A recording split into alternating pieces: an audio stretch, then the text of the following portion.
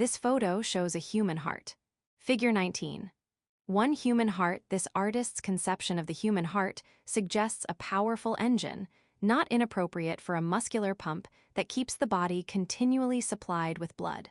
Credit Patrick J. Lynch. Chapter Objectives. After studying this chapter, you will be able to identify and describe the interior and exterior parts of the human heart. Describe the path of blood through the cardiac circuits. Describe the size, shape, and location of the heart. Compare cardiac muscle to skeletal and smooth muscle. Explain the cardiac conduction system. Describe the process and purpose of an electrocardiogram.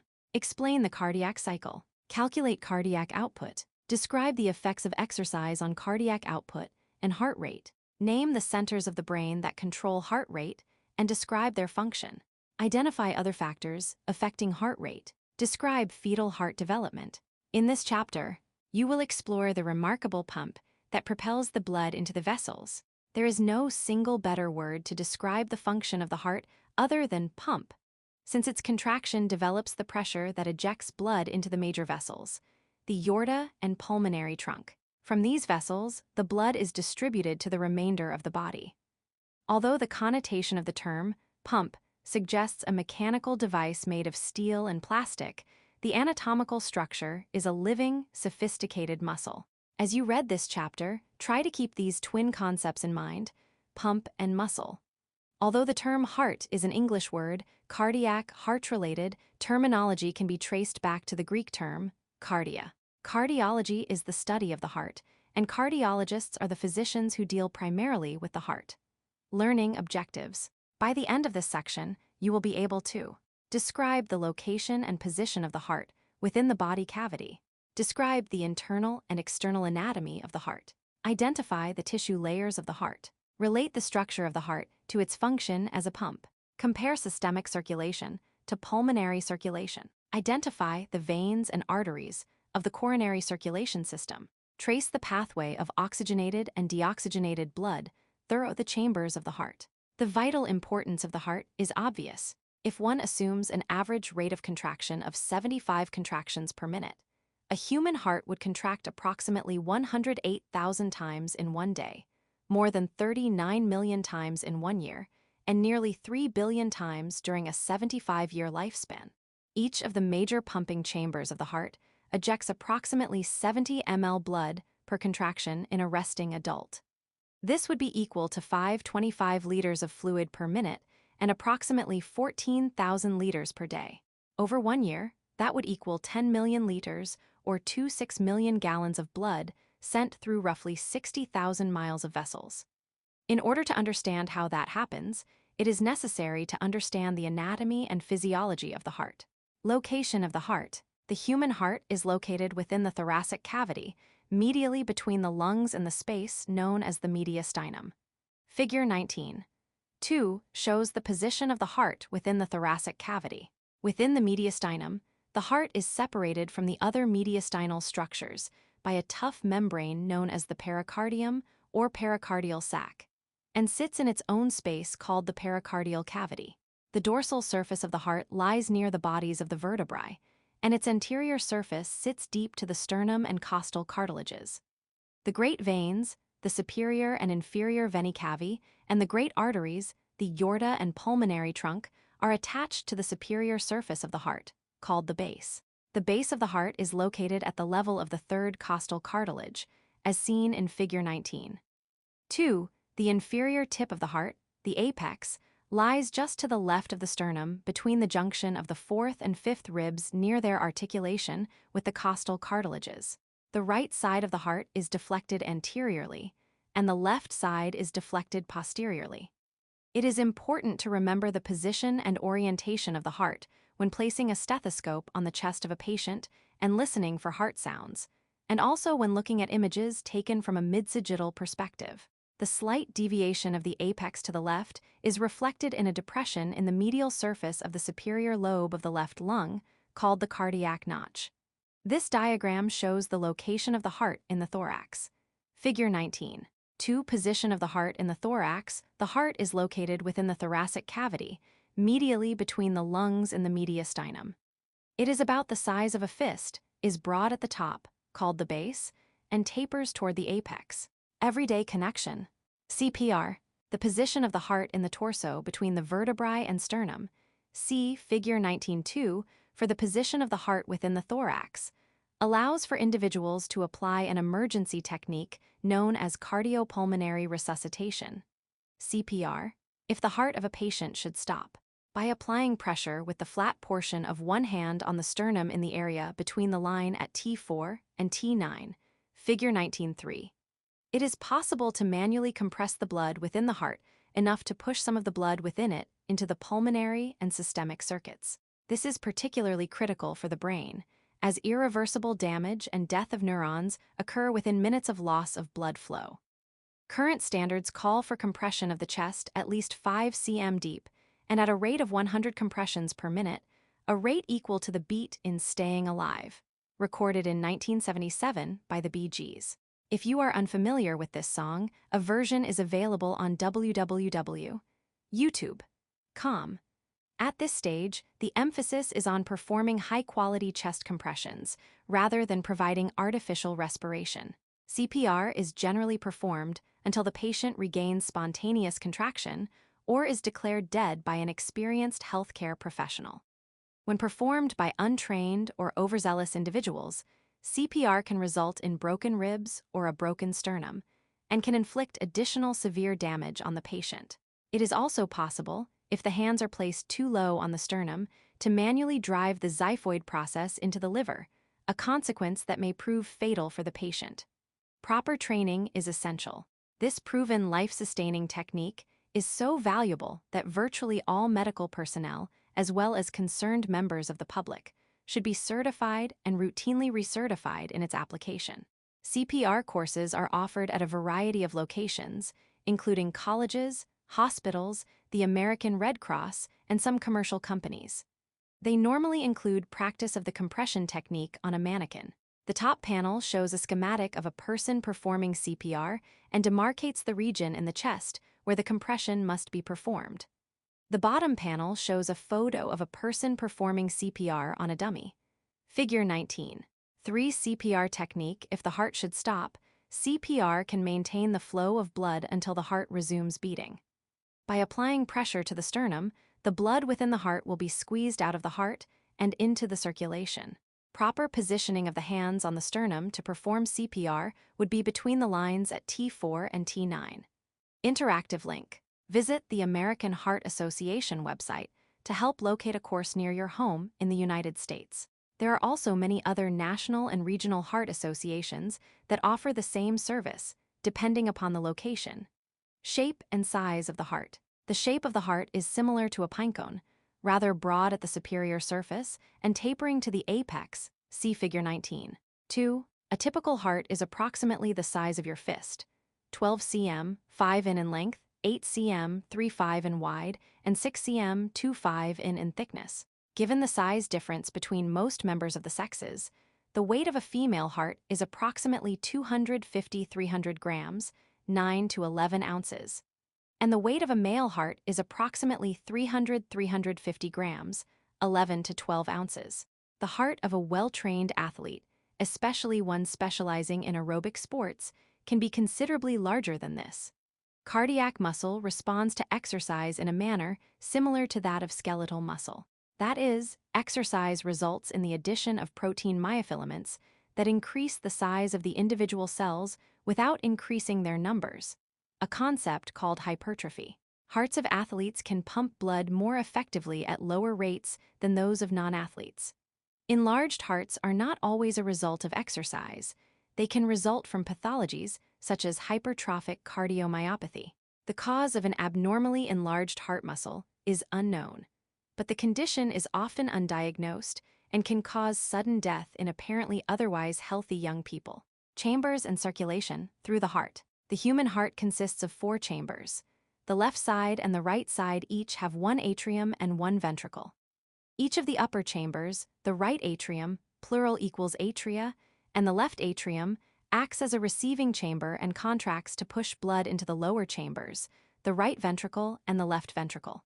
The ventricles serve as the primary pumping chambers of the heart, propelling blood to the lungs or to the rest of the body. There are two distinct but linked circuits in the human circulation called the pulmonary and systemic circuits. Although both circuits transport blood and everything it carries, we can initially view the circuits from the point of view of gases. The pulmonary circuit transports blood to and from the lungs, where it picks up oxygen and delivers carbon dioxide for exhalation. The systemic circuit transports oxygenated blood to virtually all of the tissues of the body and returns relatively deoxygenated blood and carbon dioxide to the heart to be sent back to the pulmonary circulation.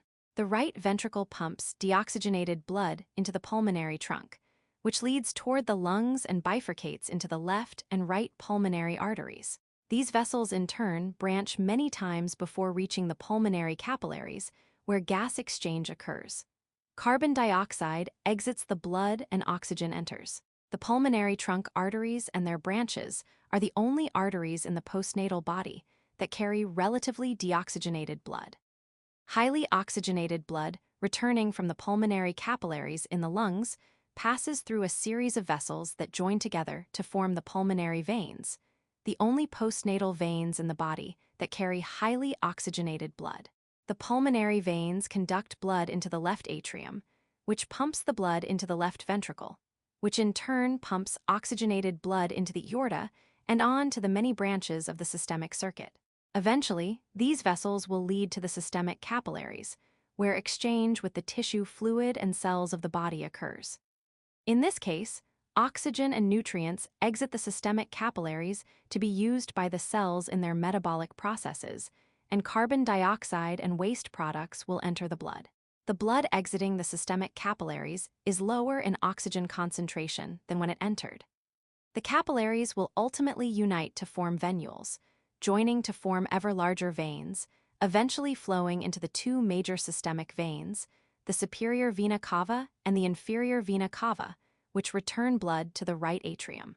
The blood in the superior and inferior venae cavae flows into the right atrium, which pumps blood into the right ventricle. This process of blood circulation continues as long as the individual remains alive.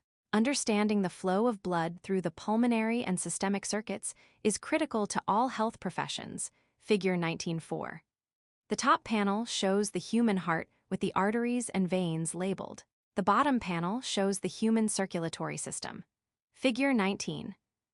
Dual system of the human blood circulation. Blood flows from the right atrium to the right ventricle, where it is pumped into the pulmonary circuit. The blood in the pulmonary artery branches is low in oxygen, but relatively high in carbon dioxide. Gas exchange occurs in the pulmonary capillaries, oxygen into the blood, carbon dioxide out, and blood high in oxygen and low in carbon dioxide is returned to the left atrium. From here, blood enters the left ventricle, which pumps it into the systemic circuit. Following exchange in the systemic capillaries, oxygen and nutrients out of the capillaries and carbon dioxide and wastes in, blood returns to the right atrium and the cycle is repeated. Membranes, surface features, and layers. Our exploration of more in-depth heart structures begins by examining the membrane that surrounds the heart, the prominent surface features of the heart, and the layers that form the wall of the heart. Each of these components plays its own unique role in terms of function. Membranes. The membrane that directly surrounds the heart and defines the pericardial cavity is called the pericardium or pericardial sac. It also surrounds the roots of the major vessels or the areas of closest proximity to the heart. The pericardium, which literally translates as around the heart, consists of two distinct sublayers, the sturdy outer fibrous pericardium and the inner serous pericardium. The fibrous pericardium is made of tough, dense connective tissue that protects the heart and maintains its position in the thorax. The more delicate serous pericardium consists of two layers, the parietal pericardium, which is fused to the fibrous pericardium, and an inner visceral pericardium or epicardium, which is fused to the heart and is part of the heart wall. The pericardial cavity, filled with lubricating serous fluid, lies between the epicardium and the pericardium. In most organs within the body, visceral serous membranes, such as the epicardium, are microscopic. However, in the case of the heart, it is not a microscopic layer, but rather a macroscopic layer, consisting of a simple squamous epithelium called a mesothelium, reinforced with loose, irregular, or areolar connective tissue that attaches to the pericardium. This mesothelium secretes the lubricating serous fluid that fills the pericardial cavity and reduces friction as the heart contracts. Figure 19.5 illustrates the pericardial membrane and the layers of the heart. This image shows a magnified view of the structure of the heart wall. Figure 19.5 pericardial membranes and layers of the heart wall. The pericardial membrane that surrounds the heart consists of 3 layers and the pericardial cavity. The heart wall also consists of 3 layers. The pericardial membrane and the heart wall share the epicardium. Disorders of the heart, cardiac tamponade. If excess fluid builds within the pericardial space, it can lead to a condition called cardiac tamponade or pericardial tamponade. With each contraction of the heart, more fluid, in most instances, blood, accumulates within the pericardial cavity. In order to fill with blood for the next contraction, the heart must relax. However, the excess fluid in the pericardial cavity puts pressure on the heart and prevents full relaxation. So the chambers within the heart contain slightly less blood as they begin each heart cycle. Over time, less and less blood is ejected from the heart. If the fluid builds up slowly, as in hypothyroidism, the pericardial cavity may be able to expand gradually to accommodate this extra volume. Some cases of fluid in excess of 1 liter within the pericardial cavity have been reported. Rapid accumulation of as little as 100 ml of fluid following trauma may trigger cardiac tamponade. Other common causes include myocardial rupture, pericarditis, cancer, or even cardiac surgery. Removal of this excess fluid requires insertion of drainage tubes into the pericardial cavity. Premature removal of these drainage tubes, for example, following cardiac surgery or clot formation within these tubes, are causes of this condition. Untreated, cardiac tamponade can lead to death. Surface features of the heart. Inside the pericardium, the surface features of the heart are visible, including the 4 chambers. There is a superficial leaf-like extension of the atria near the superior surface of the heart, one on each side, called an auricle, a name that means ear-like, because its shape resembles the external ear of a human. Figure 19.6. Auricles are relatively thin-walled structures that can fill with blood and empty into the atria or upper chambers of the heart. You may also hear them referred to as atrial appendages. Also prominent is a series of fat-filled grooves, each of which is known as a sulcus, plural equals sulci, along the superior surfaces of the heart. Major coronary blood vessels are located in these sulci. The deep coronary sulcus is located between the atria and ventricles. Located between the left and right ventricles are 2 additional sulci that are not as deep as the coronary sulcus. The anterior interventricular sulcus is visible on the anterior surface of the heart, whereas the posterior interventricular sulcus is visible on the posterior surface of the heart. Figure 19.6 illustrates anterior and posterior views of the surface of the heart. The top panel shows the anterior view of the heart, and the bottom panel shows the posterior view of the human heart. In both panels, the main parts of the heart are labeled. Figure 19.6 external anatomy of the heart. Inside the pericardium, the surface features of the heart are visible. Layers. The wall of the heart is composed of 3 layers of unequal thickness. From superficial to deep, these are the epicardium, the myocardium, and the endocardium. See Figure 19.5. The outermost layer of the wall of the heart is also the innermost layer of the pericardium, the epicardium, or the visceral pericardium discussed earlier. The middle and thickest layer is the myocardium, made largely of cardiac muscle cells. It is built upon a framework of collagenous fibers, plus the blood vessels that supply the myocardium and the nerve fibers that help regulate the heart. It is the contraction of the myocardium that pumps blood through the heart and into the major arteries. The muscle pattern is elegant and complex, as the muscle cells swirl and spiral around the chambers of the heart. They form a figure 8 pattern around the atria and around the bases of the great vessels. Deeper ventricular muscles also form a figure 8 around the 2 ventricles and proceed toward the apex. More superficial layers of ventricular muscle wrap around both ventricles. This complex swirling pattern allows the heart to pump blood more effectively than a simple linear pattern would. Figure 19. 7 illustrates the arrangement of muscle cells. This diagram shows the muscles in the heart. Figure 19. 7 heart musculature, the swirling pattern of cardiac muscle tissue, contributes significantly to the heart's ability to pump blood effectively. Although the ventricles on the right and left sides pump the same amount of blood per contraction, the muscle of the left ventricle is much thicker and better developed than that of the right ventricle. In order to overcome the high resistance required to pump blood into the long systemic circuit, the left ventricle must generate a great amount of pressure.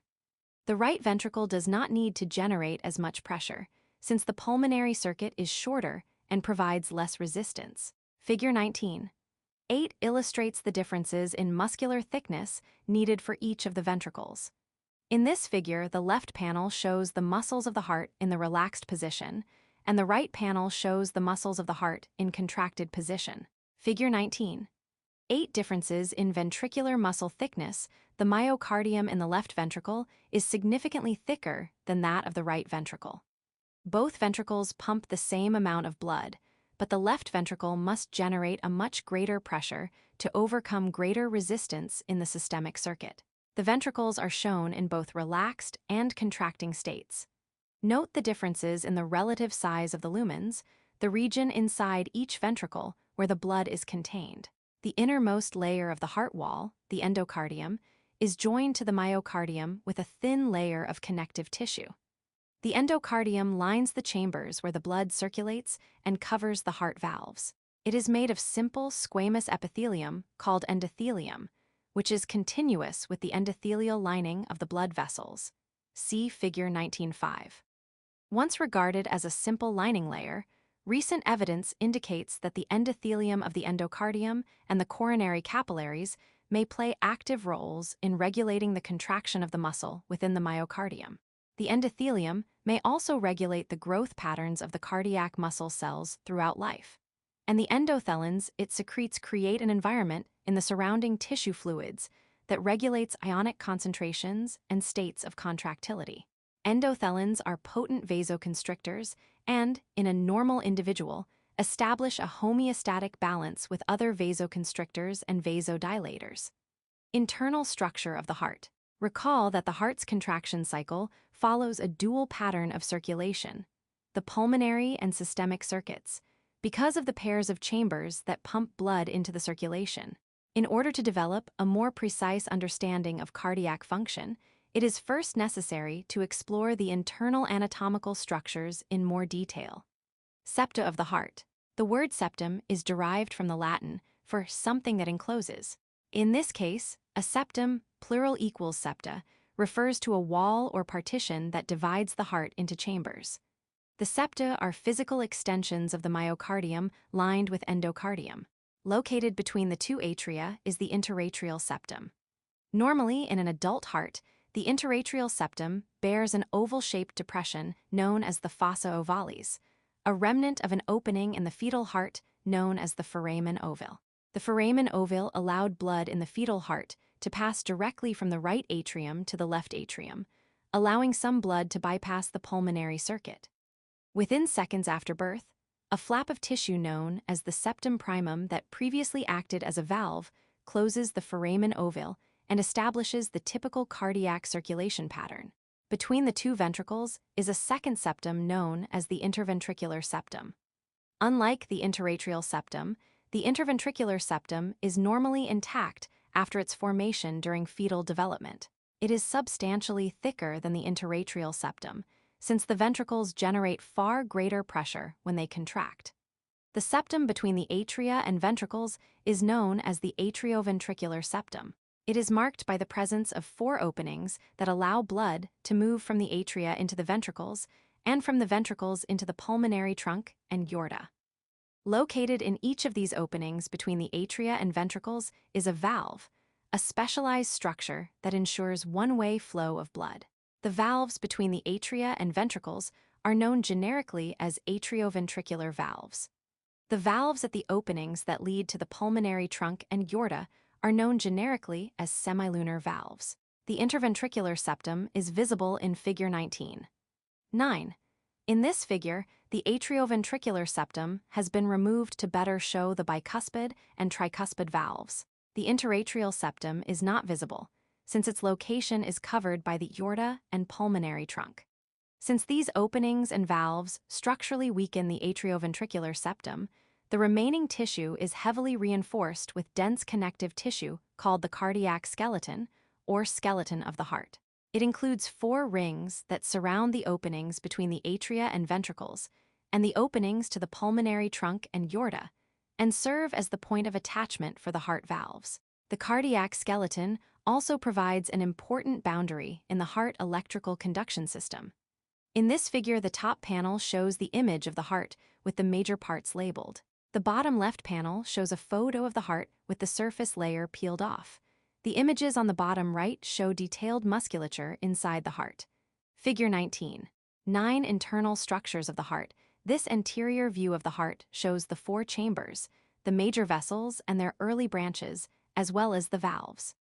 The presence of the pulmonary trunk and aorta covers the interatrial septum, and the atrioventricular septum is cut away to show the atrioventricular valves.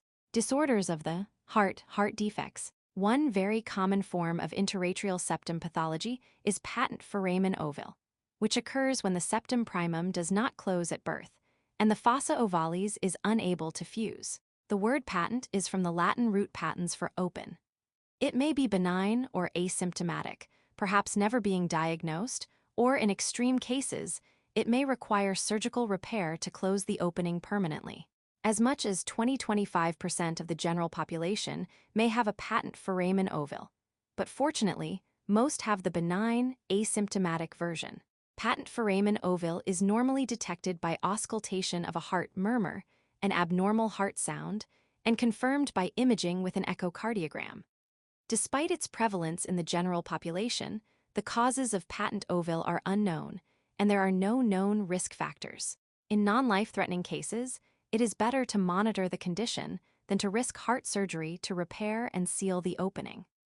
Coarctation of the aorta is a congenital abnormal narrowing of the aorta that is normally located at the insertion of the ligamentum arteriosum, the remnant of the fetal shunt called the ductus arteriosus. If severe, this condition drastically restricts blood flow through the primary systemic artery, which is life-threatening. In some individuals, the condition may be fairly benign and not detected until later in life. Detectable symptoms in an infant include difficulty breathing, poor appetite, trouble feeding, or failure to thrive.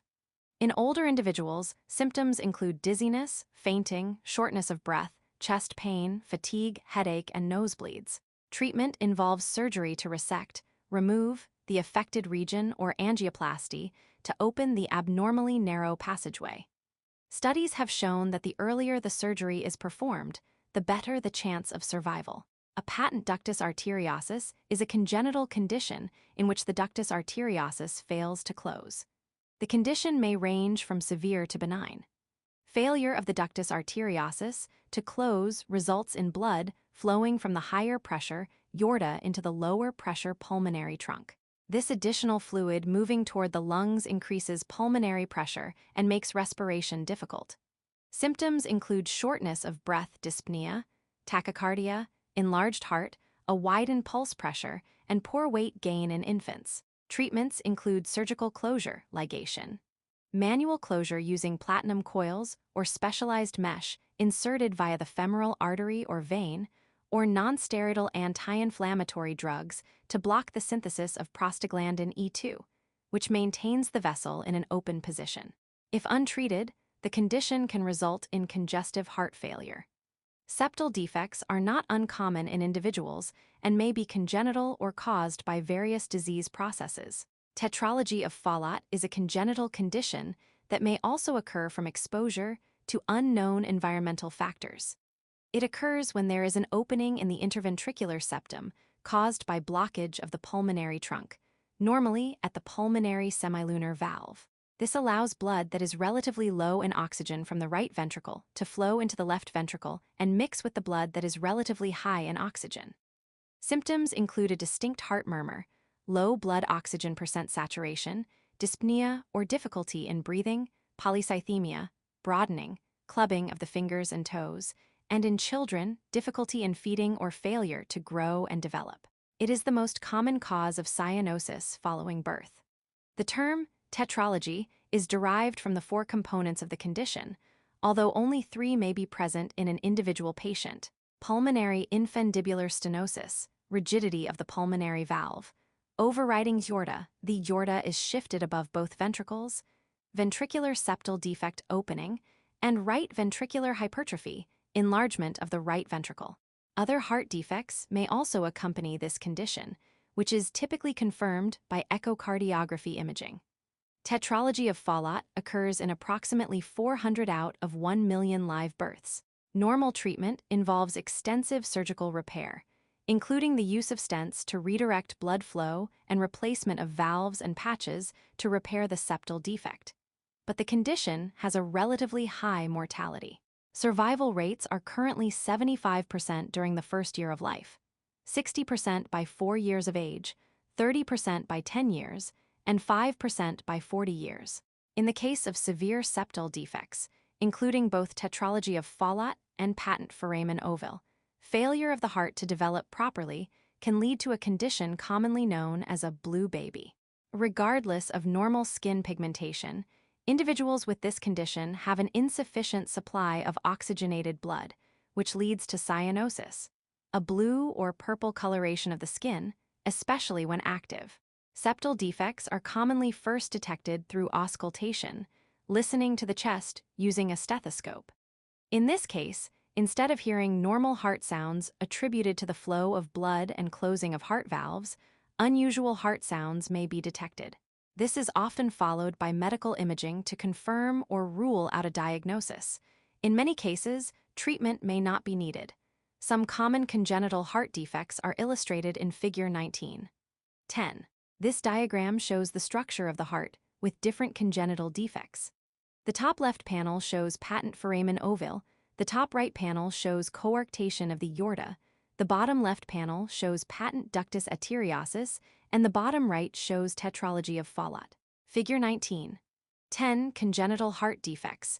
A patent foramen ovale defect is an abnormal opening in the interatrial septum, or more commonly, a failure of the foramen ovale to close. B. Coarctation of the aorta is an abnormal narrowing of the aorta.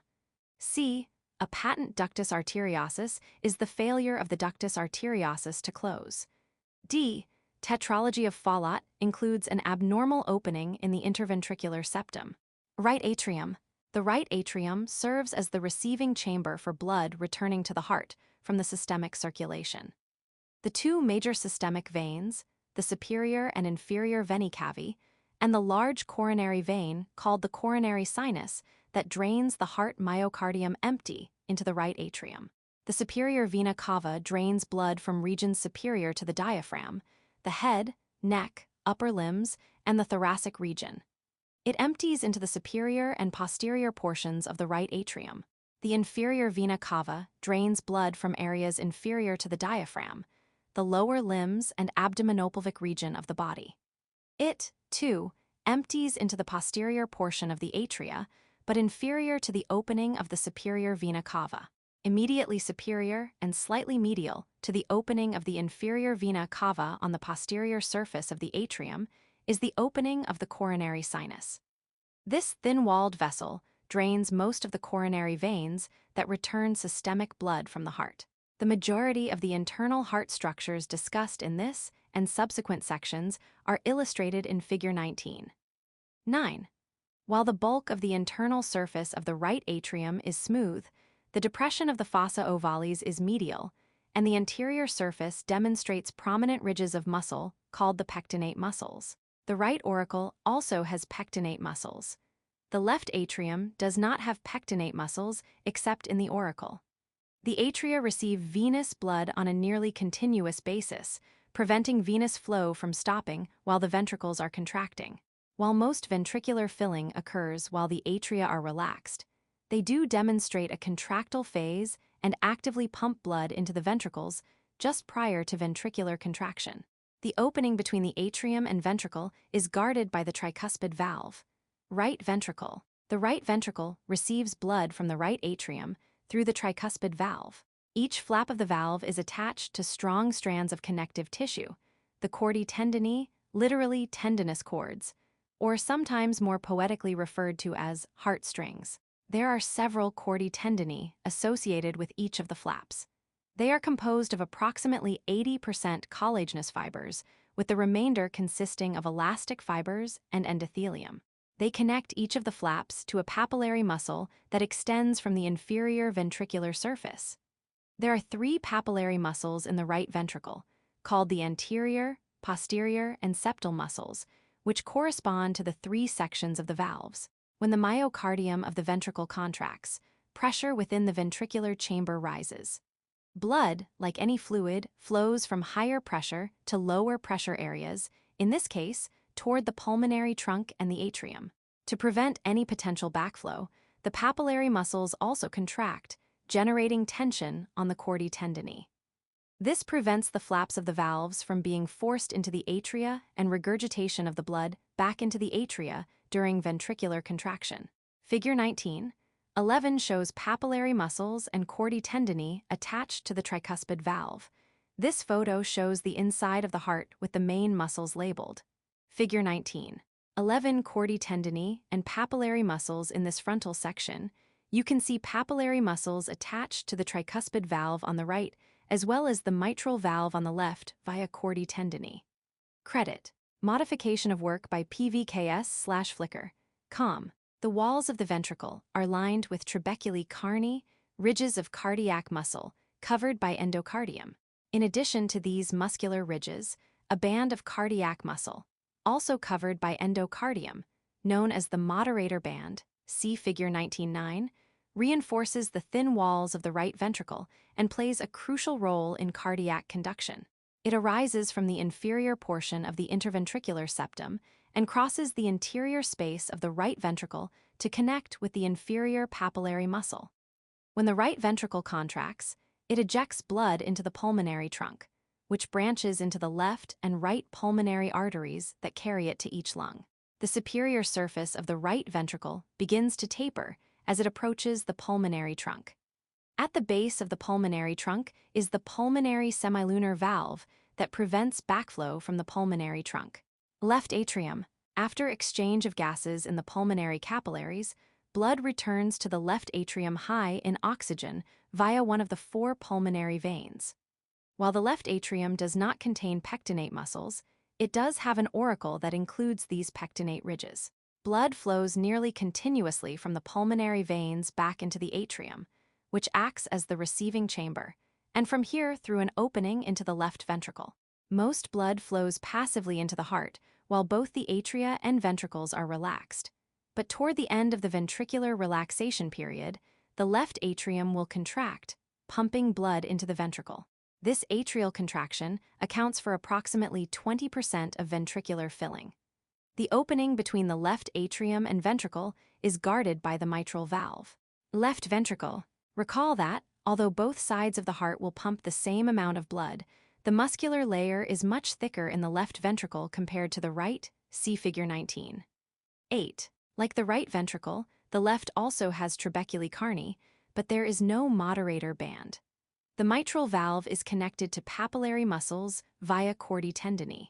There are 2 papillary muscles on the left, the anterior and posterior, as opposed to 3 on the right. The left ventricle is the major pumping chamber for the systemic circuit. It ejects blood into the aorta through the aortic semilunar valve. Heart valve structure and function. A transverse section through the heart slightly above the level of the atrioventricular septum reveals all 4 heart valves along the same plane, Figure 19:12. The valves ensure unidirectional blood flow through the heart. Between the right atrium and the right ventricle is the right atrioventricular valve, or tricuspid valve. It typically consists of 3 flaps, or leaflets, made of endocardium reinforced with additional connective tissue.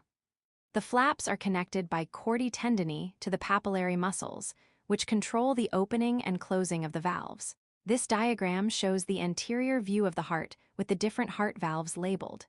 Figure 19. 12 heart valves with the atria and major vessels removed. All 4 valves are clearly visible, although it is difficult to distinguish the three separate cusps of the tricuspid valve.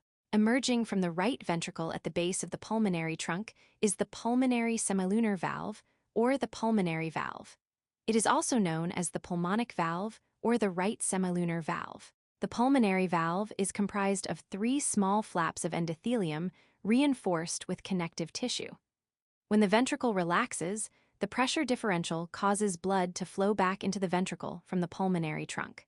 This flow of blood fills the pocket-like flaps of the pulmonary valve, causing the valve to close and producing an audible sound. Unlike the atrioventricular valves, there are no papillary muscles or chordae tendineae associated with the pulmonary valve. Located at the opening between the left atrium and left ventricle is the mitral valve, also called the bicuspid valve or the left atrioventricular valve. Structurally, this valve consists of two cusps, compared to the three cusps of the tricuspid valve. In a clinical setting, the valve is referred to as the mitral valve, rather than the bicuspid valve. The two cusps of the mitral valve are attached by chordae tendineae to two papillary muscles that project from the wall of the ventricle. At the base of the aorta is the aortic semilunar valve, or the aortic valve, which prevents backflow from the aorta. It normally is composed of three flaps. When the ventricle relaxes and blood attempts to flow back into the ventricle from the aorta, blood will fill the cusps of the valve, causing it to close and producing an audible sound. In Figure 19, 13a, the two atrioventricular valves are open and the two semilunar valves are closed.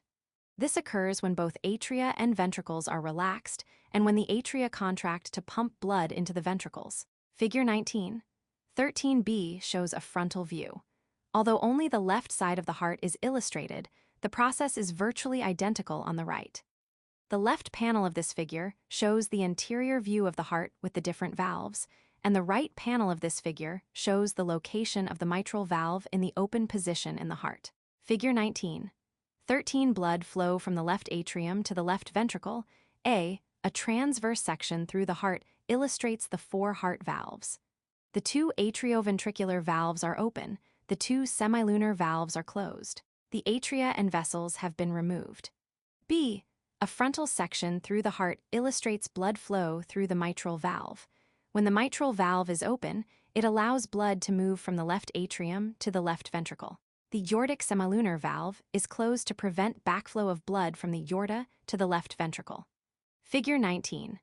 14a shows the atrioventricular valves closed while the two semilunar valves are open. This occurs when the ventricles contract to eject blood into the pulmonary trunk and aorta. Closure of the two atrioventricular valves prevents blood from being forced back into the atria. This stage can be seen from a frontal view in Figure 19. 14b.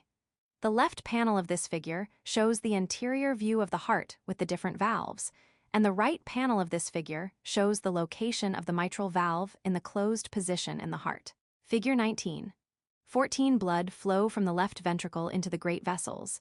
A transverse section through the heart illustrates the four heart valves during ventricular contraction.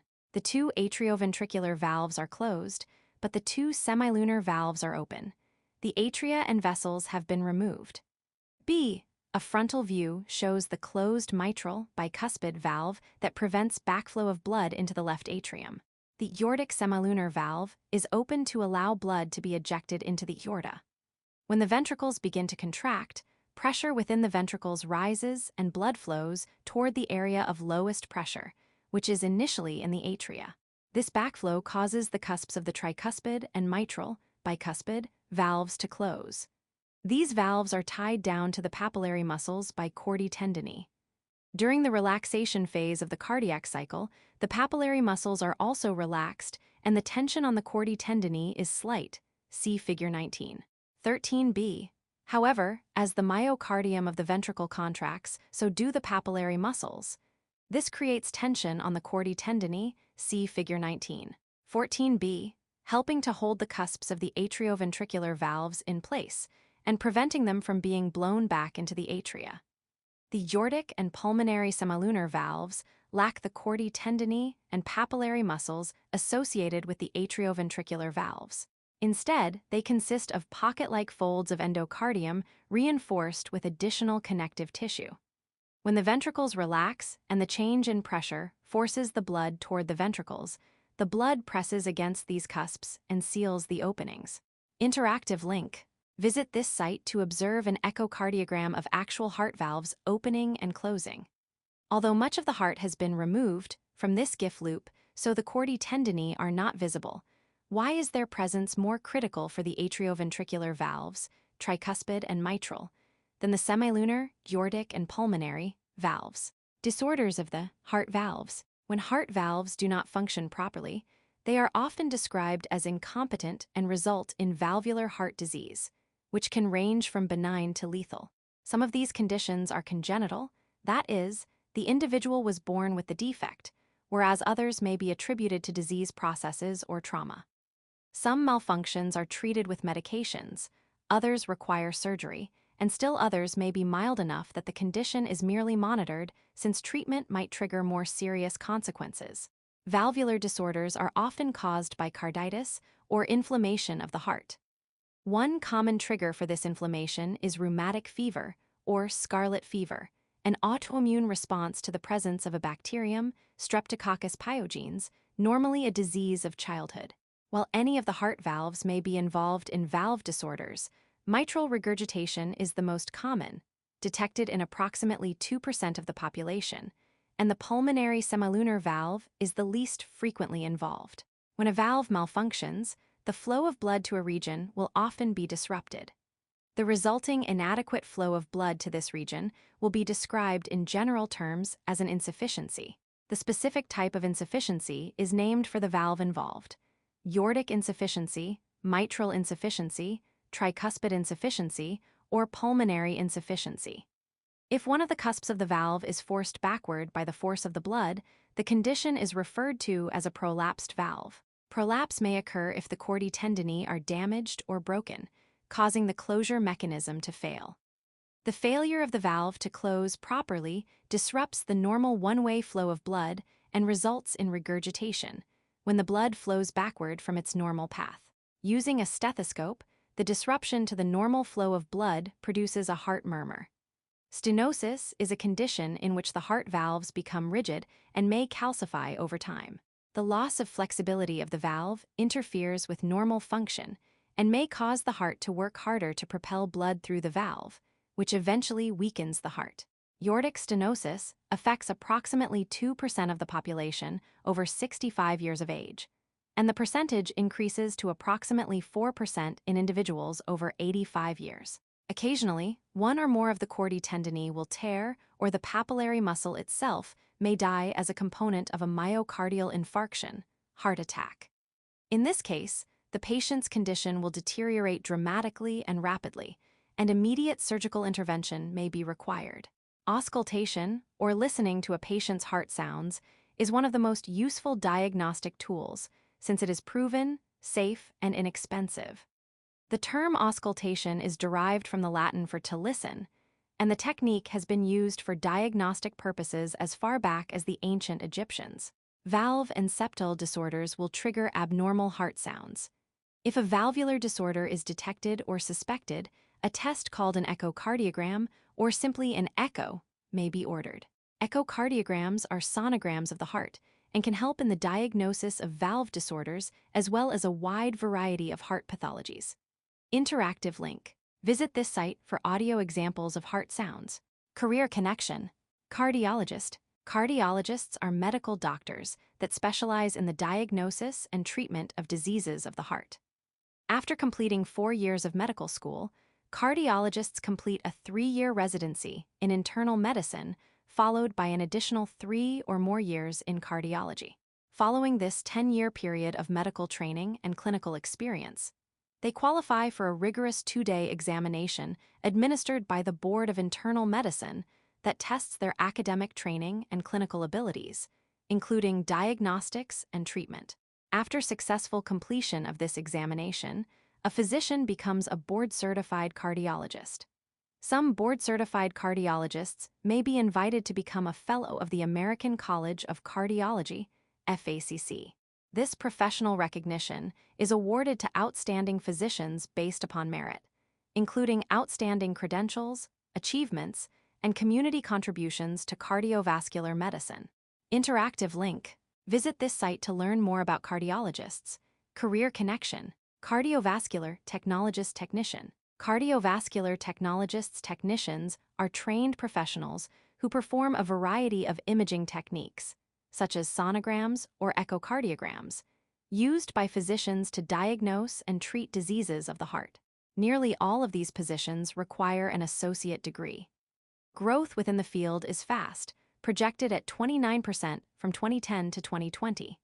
There is a considerable overlap and complementary skills between cardiac technicians and vascular technicians, and so the term cardiovascular technician is often used. Special certifications within the field require documenting appropriate experience and completing additional and often expensive certification examinations.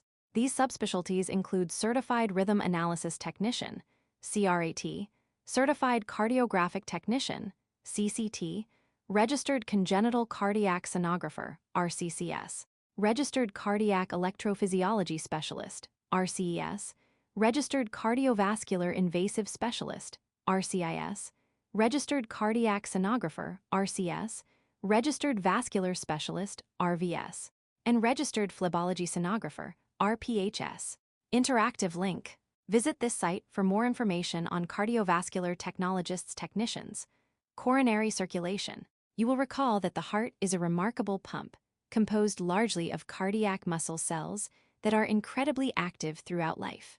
Like all other cells, a cardiomyocyte requires a reliable supply of oxygen and nutrients, and a way to remove wastes, so it needs a dedicated, complex, and extensive coronary circulation.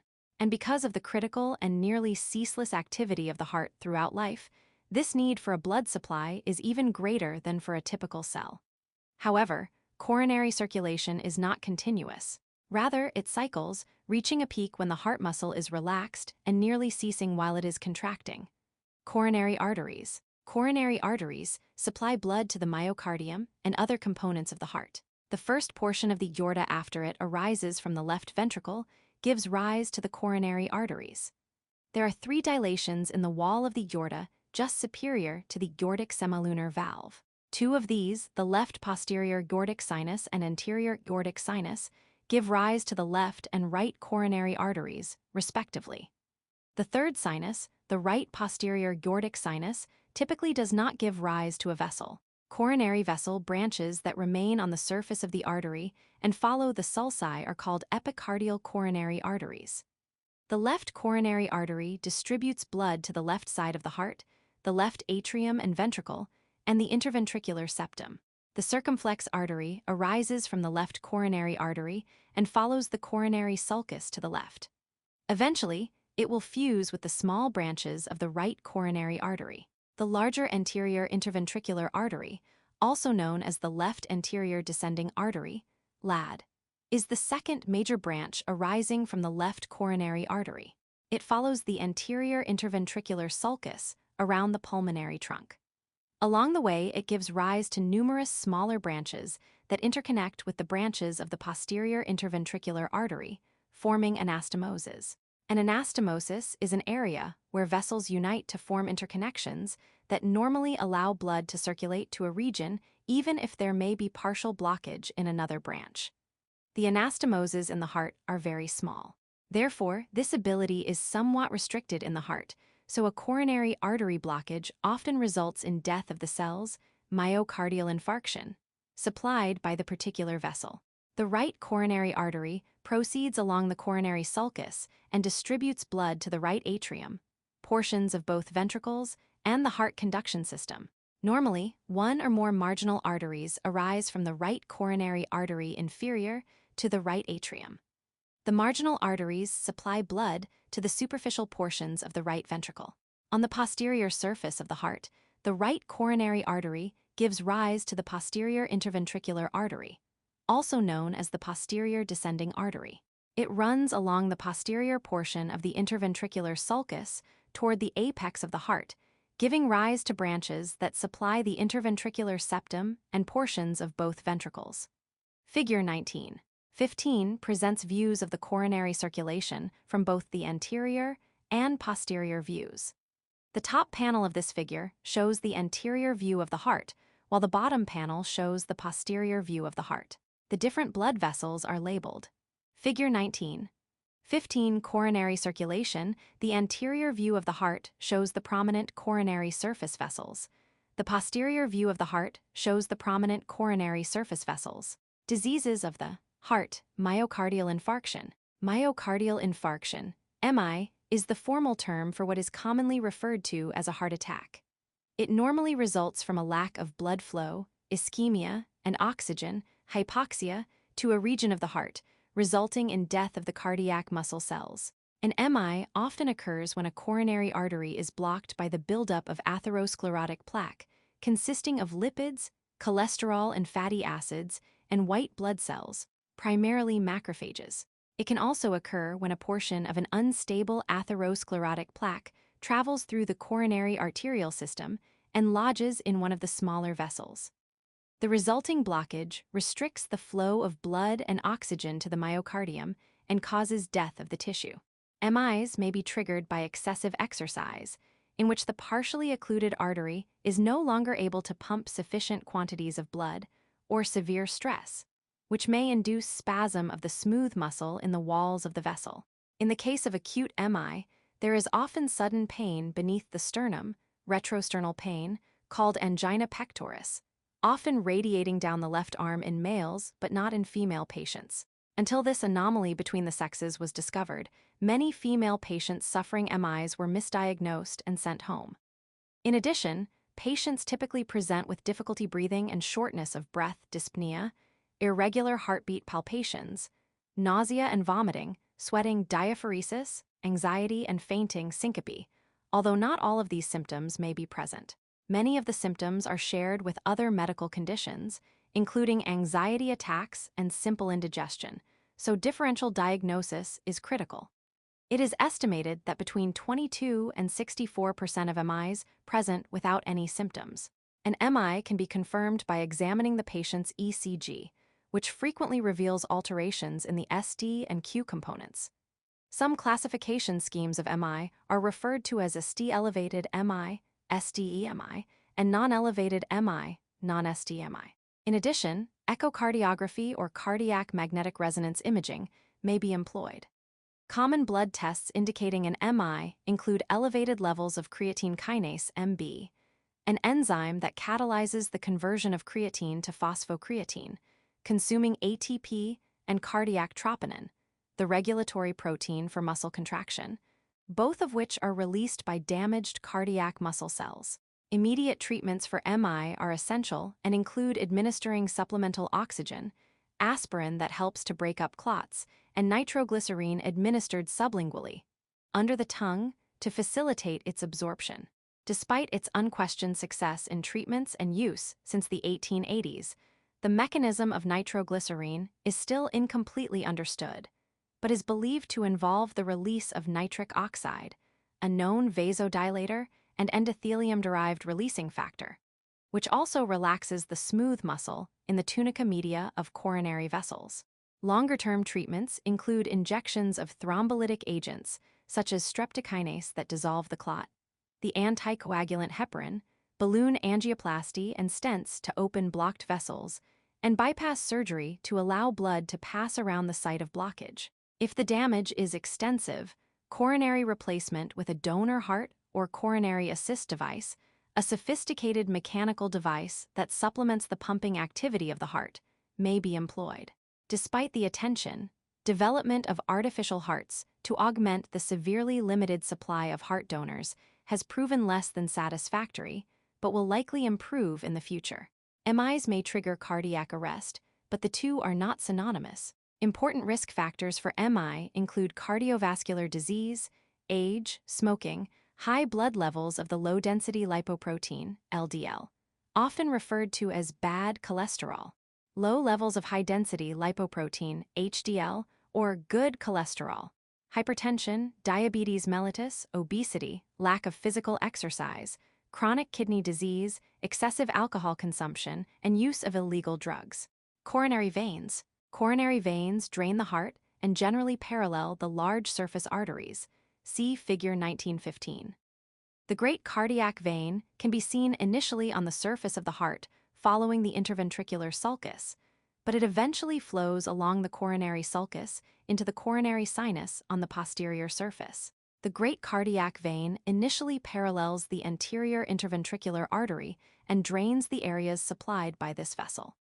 It receives several major branches, including the posterior cardiac vein, the middle cardiac vein, and the small cardiac vein. The posterior cardiac vein parallels and drains the areas supplied by the marginal artery branch of the circumflex artery. The middle cardiac vein parallels and drains the areas supplied by the posterior interventricular artery. The small cardiac vein parallels the right coronary artery and drains the blood from the posterior surfaces of the right atrium and ventricle. The coronary sinus is a large, thin-walled vein on the posterior surface of the heart, lying within the atrioventricular sulcus and emptying directly into the right atrium. The anterior cardiac veins parallel the small cardiac arteries and drain the anterior surface of the right ventricle. Unlike these other cardiac veins, it bypasses the coronary sinus and drains directly into the right atrium. Disorders of the heart. Coronary artery disease. Coronary artery disease is the leading cause of death worldwide. It occurs when the buildup of plaque, a fatty material including cholesterol, connective tissue, white blood cells, and some smooth muscle cells, within the walls of the arteries obstructs the flow of blood and decreases the flexibility or compliance of the vessels. This condition is called atherosclerosis, a hardening of the arteries that involves the accumulation of plaque. As the coronary blood vessels become occluded, the flow of blood to the tissues will be restricted, a condition called ischemia that causes the cells to receive insufficient amounts of oxygen, called hypoxia. Figure 19:16 shows the blockage of coronary arteries highlighted by the injection of dye. Some individuals with coronary artery disease report pain radiating from the chest called angina pectoris, but others remain asymptomatic. If untreated, coronary artery disease can lead to MI or a heart attack. This photo shows a blockage in the coronary artery and in the circumflex artery. Figure 19:16 atherosclerotic coronary arteries in this coronary angiogram, X-ray. The dye makes visible two occluded coronary arteries. Such blockages can lead to decreased blood flow, ischemia, and insufficient oxygen, hypoxia, delivered to the cardiac tissues. If uncorrected, this can lead to cardiac muscle death, myocardial infarction. The disease progresses slowly and often begins in children and can be seen as fatty streaks in the vessels. It then gradually progresses throughout life. Well-documented risk factors include smoking, family history, hypertension, obesity, diabetes, high alcohol consumption, lack of exercise, stress, and hyperlipidemia or high circulating levels of lipids in the blood. Treatments may include medication, changes to diet and exercise, angioplasty with a balloon catheter, insertion of a stent, or coronary bypass procedure. Angioplasty is a procedure in which the occlusion is mechanically widened with a balloon. A specialized catheter with an expandable tip is inserted into a superficial vessel, normally in the leg, and then directed to the site of the occlusion. At this point, the balloon is inflated to compress the plaque material and to open the vessel to increase blood flow. Then, the balloon is deflated and retracted.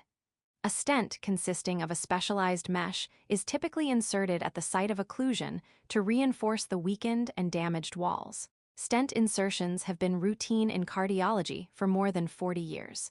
Coronary bypass surgery may also be performed. This surgical procedure grafts a replacement vessel obtained from another, less vital portion of the body to bypass the occluded area. This procedure is clearly effective in treating patients experiencing a MI, but overall does not increase longevity. Nor does it seem advisable in patients with stable, although diminished cardiac capacity, since frequently loss of mental acuity occurs following the procedure. Long-term changes to behavior, emphasizing diet and exercise, plus a medicine regime tailored to lower blood pressure, lower cholesterol and lipids, and reduce clotting are equally as effective. Learning objectives. By the end of this section, you will be able to describe the structure of cardiac muscle, identify and describe the components of the conducting system that distributes electrical impulses through the heart, compare the effect of ion movement on membrane potential of cardiac conductive and contractile cells, relate characteristics of an electrocardiogram to events in the cardiac cycle, identify blocks that can interrupt the cardiac cycle. Recall that cardiac muscle shares a few characteristics with both skeletal muscle and smooth muscle, but it has some unique properties of its own. Not the least of these exceptional properties is its ability to initiate an electrical potential at a fixed rate that spreads rapidly from cell to trigger the contractile mechanism. This property is known as autorhythmicity. Neither smooth nor skeletal muscle can do this. Even though cardiac muscle has autorhythmicity, heart rate is modulated by the endocrine and nervous systems. There are two major types of cardiac muscle cells: myocardial contractile cells and myocardial conducting cells. The myocardial contractile cells constitute the bulk, 99% of the cells in the atria and ventricles. Contractile cells conduct impulses and are responsible for contractions that pump blood through the body. The myocardial conducting cells, 1% of the cells, form the conduction system of the heart. Except for Purkinje cells, they are generally much smaller than the contractile cells and have few of the myofibrils or filaments needed for contraction. Their function is similar in many respects to neurons, although they are specialized muscle cells. Myocardial conduction cells initiate and propagate the action potential, the electrical impulse, that travels throughout the heart and triggers the contractions that propel the blood. Structure of cardiac muscle. Compared to the giant cylinders of skeletal muscle, cardiac muscle cells, or cardiomyocytes, are considerably shorter with much smaller diameters. Cardiac muscle also demonstrates striations, the alternating pattern of dark bands and light bands attributed to the precise arrangement of the myofilaments and fibrils that are organized in sarcomeres along the length of the cell, figure 19. 17a. These contractile elements are virtually identical to skeletal muscle. Transverse tubules penetrate from the surface plasma membrane, the sarcolemma, to the interior of the cell, allowing the electrical impulse to reach the interior. The T tubules are only found at the Z discs, whereas in skeletal muscle, they are found at the junction of the A and I bands. Therefore, there are 1/2 as many T tubules in cardiac muscle as in skeletal muscle. In addition, the sarcoplasmic reticulum stores few calcium ions, so most of the calcium ions must come from outside the cells. The result is a slower onset of contraction.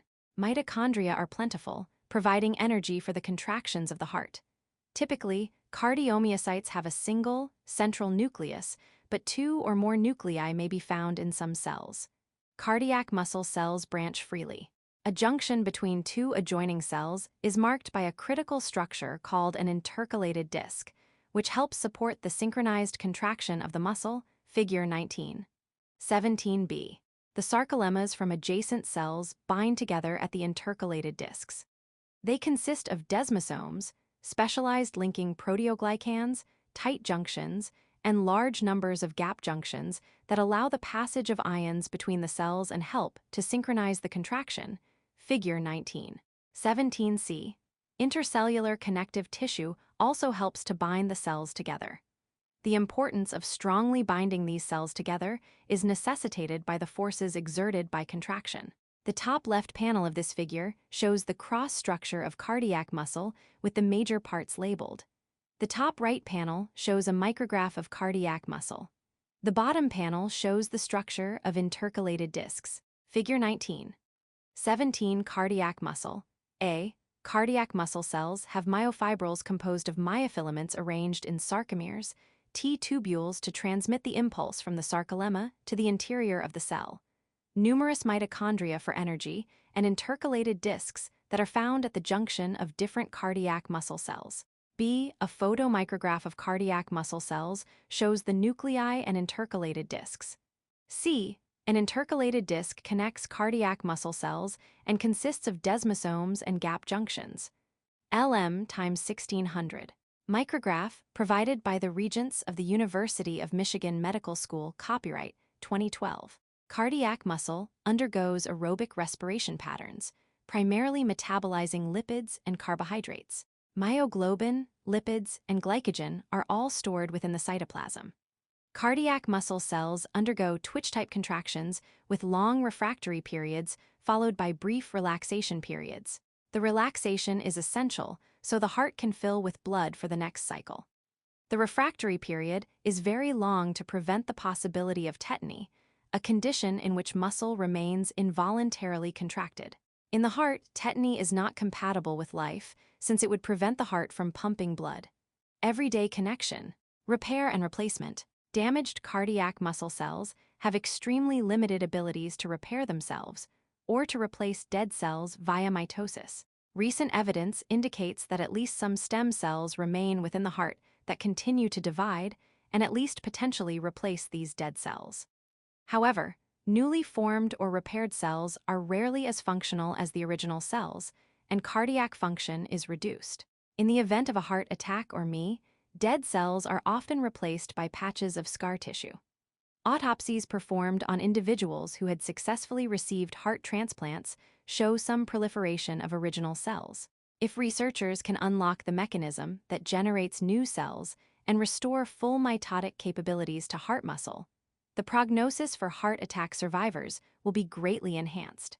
To date, myocardial cells produced within the patient, in situ, by cardiac stem cells seem to be non-functional, although those grown in Petri dishes, in vitro, do beat. Perhaps soon this mystery will be solved, and new advances in treatment will be commonplace.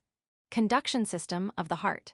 If embryonic heart cells are separated into a Petri dish and kept alive, each is capable of generating its own electrical impulse, followed by contraction. When two independently beating embryonic cardiac muscle cells are placed together, the cell with the higher inherent rate sets the pace, and the impulse spreads from the faster to the slower cell to trigger a contraction. As more cells are joined together, the fastest cell continues to assume control of the rate. A fully developed adult heart maintains the capability of generating its own electrical impulse, triggered by the fastest cells, as part of the cardiac conduction system. The components of the cardiac conduction system include the sinoatrial node, the atrioventricular node, the atrioventricular bundle, the atrioventricular bundle branches, and the Purkinje cells, figure 1918. This image shows the anterior view of the frontal section of the heart with the major parts labeled. Figure 19. 18 conduction system of the heart. Specialized conducting components of the heart include the sinoatrial node, the internodal pathways, the atrioventricular node, the atrioventricular bundle, the right and left bundle branches, and the Purkinje fibers. Sinoatrial SA node. Normal cardiac rhythm is established by the sinoatrial SA node, a specialized clump of myocardial conducting cells located in the superior and posterior walls of the right atrium in close proximity to the orifice of the superior vena cava. The SA node has the highest inherent rate of depolarization and is known as the pacemaker of the heart. It initiates the sinus rhythm or normal electrical pattern followed by contraction of the heart. This impulse spreads from its initiation in the SA node throughout the atria through specialized internodal pathways to the atrial myocardial contractile cells and the atrioventricular node. The internodal pathways consist of 3 bands, anterior, middle, and posterior, that lead directly from the SA node to the next node in the conduction system, the atrioventricular node. See figure 1918. The impulse takes approximately 50 milliseconds, to travel between these two nodes. The relative importance of this pathway has been debated since the impulse would reach the atrioventricular node simply following the cell-by-cell pathway through the contractile cells of the myocardium in the atria. In addition, there is a specialized pathway called Bachmann's bundle, or the interatrial band, that conducts the impulse directly from the right atrium to the left atrium. Regardless of the pathway, as the impulse reaches the atrioventricular septum, the connective tissue of the cardiac skeleton prevents the impulse from spreading into the myocardial cells in the ventricles, except at the atrioventricular node. Figure 19. 19 illustrates the initiation of the impulse in the SA node that then spreads the impulse throughout the atria to the atrioventricular node. This image shows the different stages in the conduction cycle of the heart. Figure 19. 19 Cardiac conduction. 1. The sinoatrial SA node and the remainder of the conduction system are at rest. 2. The SA node initiates the action potential, which sweeps across the atria. 3. After reaching the atrioventricular node, there is a delay of approximately 100 ms that allows the atria to complete pumping blood before the impulse is transmitted to the atrioventricular bundle. 4. Following the delay, the impulse travels through the atrioventricular bundle and bundle branches to the Purkinje fibers, and also reaches the right papillary muscle via the moderator band. 5. The impulse spreads to the contractile fibers of the ventricle. 6. Ventricular contraction begins. The electrical event, the wave of depolarization, is the trigger for muscular contraction. The wave of depolarization begins in the right atrium, and the impulse spreads across the superior portions of both atria and then down through the contractile cells. The contractile cells then begin contraction from the superior to the inferior portions of the atria, efficiently pumping blood into the ventricles. Atrioventricular, AV node. The atrioventricular, AV node, is a second clump of specialized myocardial conductive cells, located in the inferior portion of the right atrium within the atrioventricular septum.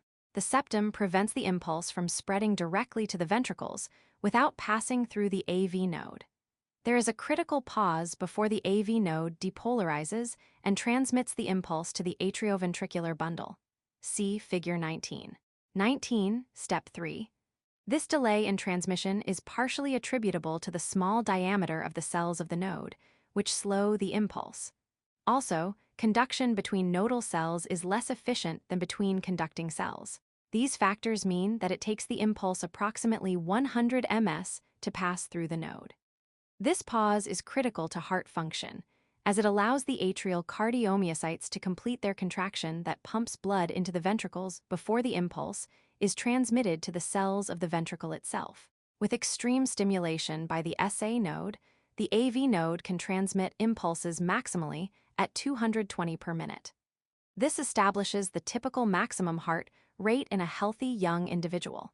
Damaged hearts or those stimulated by drugs can contract at higher rates, but at these rates, the heart can no longer effectively pump blood.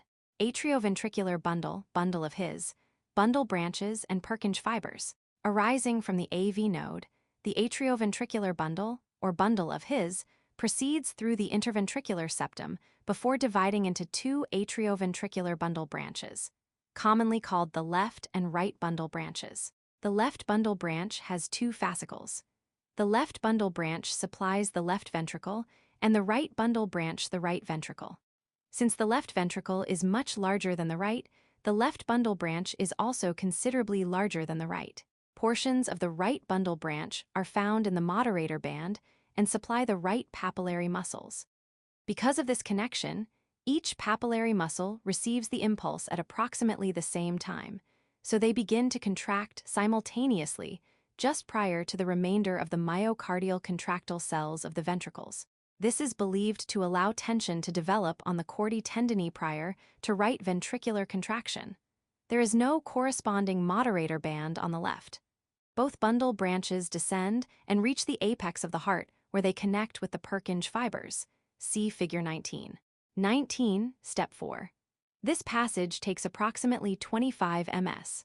The Purkinje fibers are additional myocardial conductive fibers that spread the impulse to the myocardial contractile cells in the ventricles. They extend throughout the myocardium from the apex of the heart toward the atrioventricular septum and the base of the heart.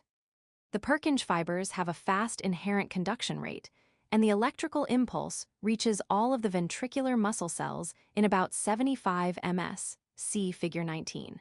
19. Step 5. Since the electrical stimulus begins at the apex, the contraction also begins at the apex and travels toward the base of the heart, similar to squeezing a tube of toothpaste from the bottom. This allows the blood to be pumped out of the ventricles and into the aorta and pulmonary trunk. The total time elapsed from the initiation of the impulse in the SA node until depolarization of the ventricles is approximately 225 ms. Membrane potentials and ion movement in cardiac conductive cells. Action potentials are considerably different between cardiac conductive cells and cardiac contractive cells. While Na plus and K plus play essential roles, Ca2 plus is also critical for both types of cells. Unlike skeletal muscles and neurons, cardiac conductive cells do not have a stable resting potential. Conductive cells contain a series of sodium ion channels that allow a normal and slow influx of sodium ions that causes the membrane potential to rise slowly from an initial value of -60 MV up to about 40 MV. The resulting movement of sodium ions creates spontaneous depolarization or prepotential depolarization. At this point, calcium ion channels open and Ca2 plus enters the cell, further depolarizing it at a more rapid rate until it reaches a value of approximately +15 MV. At this point, the calcium ion channels close and K plus channels open, allowing outflux of K plus and resulting in repolarization. When the membrane potential reaches approximately -60 MV, the K plus channels close and Na plus channels open, and the prepotential phase begins again. This phenomenon explains the autorhythmicity properties of cardiac muscle, figure 1920. This graph shows the change in membrane potential as a function of time. Figure 1920 action potential at the SA node. The prepotential is due to a slow influx of sodium ions until the threshold is reached, followed by a rapid depolarization and repolarization. The prepotential accounts for the membrane reaching threshold and initiates the spontaneous depolarization and contraction of the cell. Note the lack of a resting potential. Membrane potentials and ion movement in cardiac contractile cells. There is a distinctly different electrical pattern involving the contractile cells. In this case, there is a rapid depolarization, followed by a plateau phase and then repolarization. This phenomenon accounts for the long refractory periods required for the cardiac muscle cells to pump blood effectively before they are capable of firing for a second time. These cardiac myocytes normally do not initiate their own electrical potential, but rather wait for an impulse to reach them. Contractile cells demonstrate a much more stable resting phase than conductive cells at approximately -80 MV for cells in the atria and -90 MV for cells in the ventricles. Despite this initial difference, the other components of their action potentials are virtually identical. In both cases, when stimulated by an action potential, voltage-gated channels rapidly open, beginning the positive feedback mechanism of depolarization. This rapid influx of positively charged ions raises the membrane potential to approximately +30 MV, at which point the sodium channels close. The rapid depolarization period typically lasts 3-5 ms. Depolarization is followed by the plateau phase, in which membrane potential declines relatively slowly. This is due in large part to the opening of the slow Ca2 plus channels, allowing Ca2 plus to enter the cell while few K plus channels are open, allowing K plus to exit the cell. The relatively long plateau phase lasts approximately 175 ms. Once the membrane potential reaches approximately 0, the Ca2 plus channels close and K plus channels open, allowing K plus to exit the cell. The repolarization lasts approximately 75 ms. At this point, membrane potential drops until it reaches resting levels once more, and the cycle repeats. The entire event lasts between 250 and 300 ms, figure 1921. The absolute refractory period for cardiac contractile muscle lasts approximately 200 ms, and the relative refractory period lasts approximately 50 ms, for a total of 250 ms. This extended period is critical, since the heart muscle must contract to pump blood effectively, and the contraction must follow the electrical events. Without extended refractory periods, premature contractions would occur in the heart and would not be compatible with life. The top panel of this figure shows millivolts as a function of time with the various stages labeled. The bottom left panel shows action potential and tension as a function of time for skeletal muscle, and the bottom right panel shows the action potential and tension as a function of time for cardiac muscle. Figure 1921 action potential in cardiac contractile cells. A. Note the long plateau phase due to the influx of calcium ions. The extended refractory period allows the cell to fully contract before another electrical event can occur. B. The action potential for heart muscle is compared to that of skeletal muscle. Calcium ions. Calcium ions play two critical roles in the physiology of cardiac muscle. Their influx through slow calcium channels accounts for the prolonged plateau phase and absolute refractory period that enable cardiac muscle to function properly. Calcium ions also combine with the regulatory protein troponin in the troponin-tropomyosin complex. This complex removes the inhibition that prevents the heads of the myosin molecules from forming cross bridges with the active sites on actin that provide the power stroke of contraction. This mechanism is virtually identical to that of skeletal muscle. Approximately 20% of the calcium required for contraction is supplied by the influx of Ca2+ during the plateau phase. The remaining Ca2 for contraction is released from storage in the sarcoplasmic reticulum. Comparative rates of conduction system firing. The pattern of prepotential or spontaneous depolarization, followed by rapid depolarization and repolarization just described, are seen in the SA node and a few other conductive cells in the heart. Since the SA node is the pacemaker, it reaches threshold faster than any other component of the conduction system. It will initiate the impulses spreading to the other conducting cells. The SA node, without nervous or endocrine control, would initiate a heart impulse approximately 80-100 times per minute. Although each component of the conduction system is capable of generating its own impulse, the rate progressively slows as you proceed from the SA node to the Purkinje fibers. Without the SA node, the AV node would generate a heart rate of 40-60 beats per minute. If the AV node were blocked, the atrioventricular bundle would fire at a rate of approximately 30-40 impulses per minute.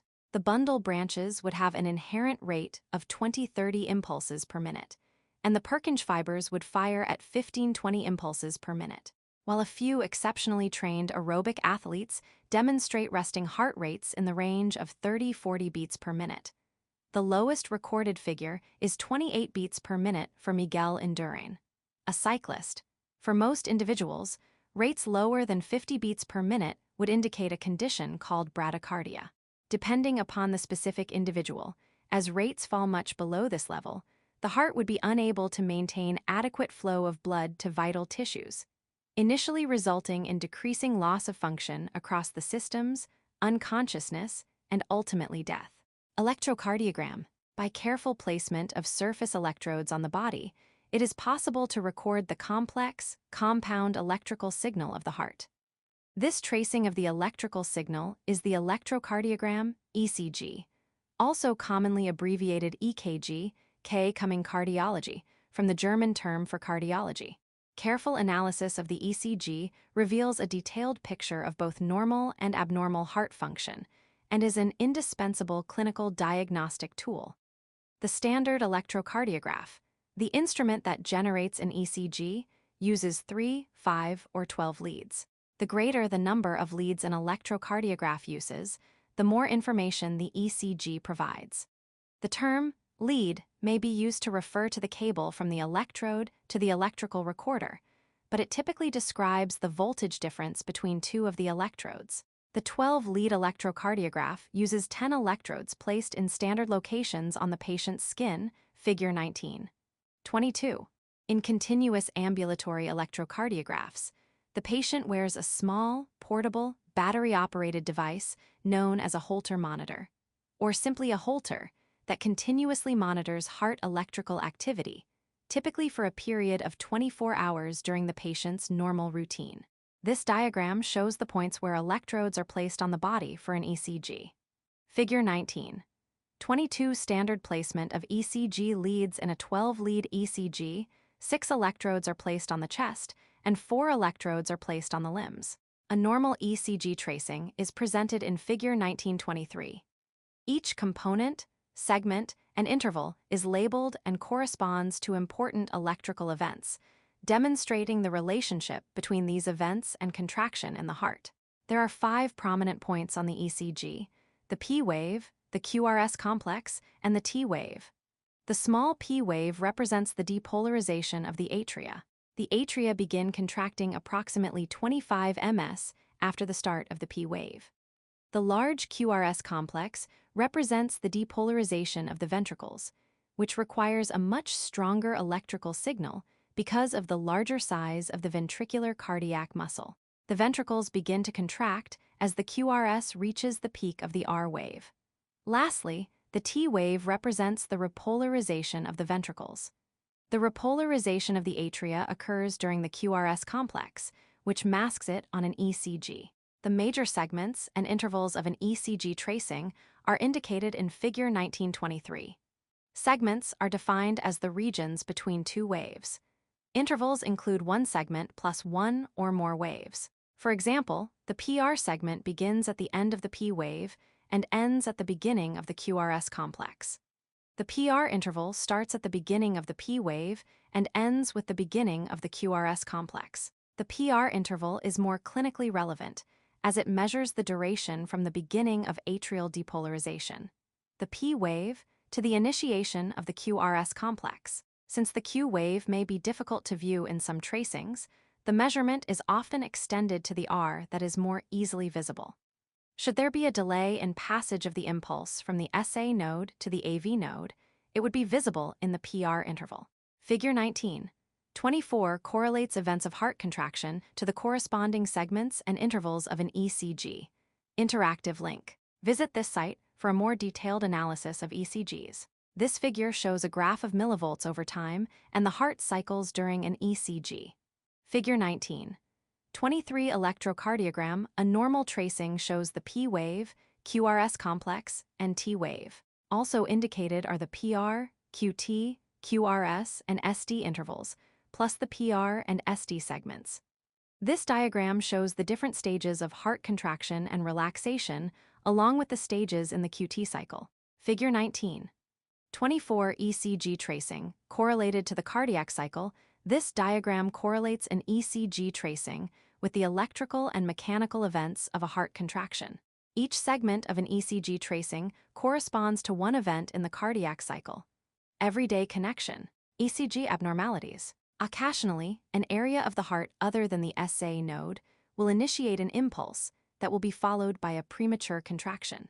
Such an area, which may actually be a component of the conduction system or some other contractile cells, is known as an ectopic focus or ectopic pacemaker. An ectopic focus may be stimulated by localized ischemia, exposure to certain drugs, including caffeine, digitalis, or acetylcholine, elevated stimulation by both sympathetic or parasympathetic divisions of the autonomic nervous system, or a number of disease or pathological conditions. Occasional occurrences are generally transitory and non-life-threatening, but if the condition becomes chronic, it may lead to either an arrhythmia, a deviation from the normal pattern of impulse conduction and contraction, or to fibrillation, an uncoordinated beating of the heart. While interpretation of an ECG is possible and extremely valuable after some training, a full understanding of the complexities and intricacies generally requires several years of experience. In general, the size of the electrical variations, the duration of the events, and detailed vector analysis provide the most comprehensive picture of cardiac function. For example, an amplified P wave may indicate enlargement of the atria, an enlarged Q wave may indicate a MI, and an enlarged suppressed or inverted Q wave often indicates enlarged ventricles. T waves often appear flatter when insufficient oxygen is being delivered to the myocardium. An elevation of the SD segment above baseline is often seen in patients with an acute MI and may appear depressed below the baseline when hypoxia is occurring. As useful as analyzing these electrical recordings may be, there are limitations. For example, not all areas suffering a MI may be obvious on the ECG. Additionally, it will not reveal the effectiveness of the pumping, which requires further testing, such as an ultrasound test called an echocardiogram or nuclear medicine imaging. It is also possible for there to be pulseless electrical activity, which will show up on an ECG tracing, although there is no corresponding pumping action. Common abnormalities that may be detected by the ECGs are shown in Figure 19.25. In this image, the QT cycle for different heart conditions are shown. From top to bottom, the arrhythmias shown are second-degree partial block, atrial fibrillation, ventricular tachycardia, ventricular fibrillation, and third-degree block. Figure 19. 25 common ECG abnormalities. A. In a second-degree or partial block, one half of the P waves are not followed by the QRS complex and T waves, while the other half are. B. In atrial fibrillation, the electrical pattern is abnormal prior to the QRS complex, and the frequency between the QRS complexes has increased. C. In ventricular tachycardia, the shape of the QRS complex is abnormal. D. In ventricular fibrillation, there is no normal electrical activity. E. In a degree block, there is no correlation between atrial activity, the P wave, and ventricular activity, the QRS complex. Interactive link. Visit this site for a more complete library of abnormal ECGs. Everyday connection. External automated defibrillators. In the event that the electrical activity of the heart is severely disrupted, cessation of electrical activity or fibrillation may occur. In fibrillation, the heart beats in a wild, uncontrolled manner, which prevents it from being able to pump effectively. Atrial fibrillation, see Figure 19. 25B is a serious condition, but as long as the ventricles continue to pump blood, the patient's life may not be in immediate danger. Ventricular fibrillation, see Figure 19. 25D is a medical emergency that requires life support because the ventricles are not effectively pumping blood. In a hospital setting, it is often described as code blue. If untreated for as little as a few minutes, ventricular fibrillation may lead to brain death. The most common treatment is defibrillation, which uses special paddles to apply a charge to the heart from an external electrical source in an attempt to establish a normal sinus rhythm. Figure 19. 26. A defibrillator effectively stops the heart so that the SA node can trigger a normal conduction cycle. Because of their effectiveness in reestablishing a normal sinus rhythm, external automated defibrillators, EADs, are being placed in areas frequented by large numbers of people, such as schools, restaurants, and airports. These devices contain simple and direct verbal instructions that can be followed by non-medical personnel in an attempt to save a life. In this figure, 2 photographs of defibrillators are shown. Figure 19. 26 defibrillators. A. An external automatic defibrillator can be used by non-medical personnel to reestablish a normal sinus rhythm in a person with fibrillation. B. Defibrillator paddles are more commonly used in hospital settings. Credit B. Widewriter 107/Flickr. Com. A heart block refers to an interruption in the normal conduction pathway. The nomenclature for these is very straightforward. SA nodal blocks occur within the SA node. AV nodal blocks occur within the AV node. Infrahision blocks involve the bundle of His. Bundle branch blocks occur within either the left or right atrioventricular bundle branches. Hemiblocks are partial and occur within one or more fascicles of the atrioventricular bundle branch. Clinically, the most common types are the AV nodal and infrahision blocks. AV blocks are often described by degrees. A first-degree or partial block indicates a delay in conduction between the SA and AV nodes. This can be recognized on the ECG as an abnormally long PR interval. A second-degree or incomplete block occurs when some impulses from the SA node reach the AV node and continue, while others do not.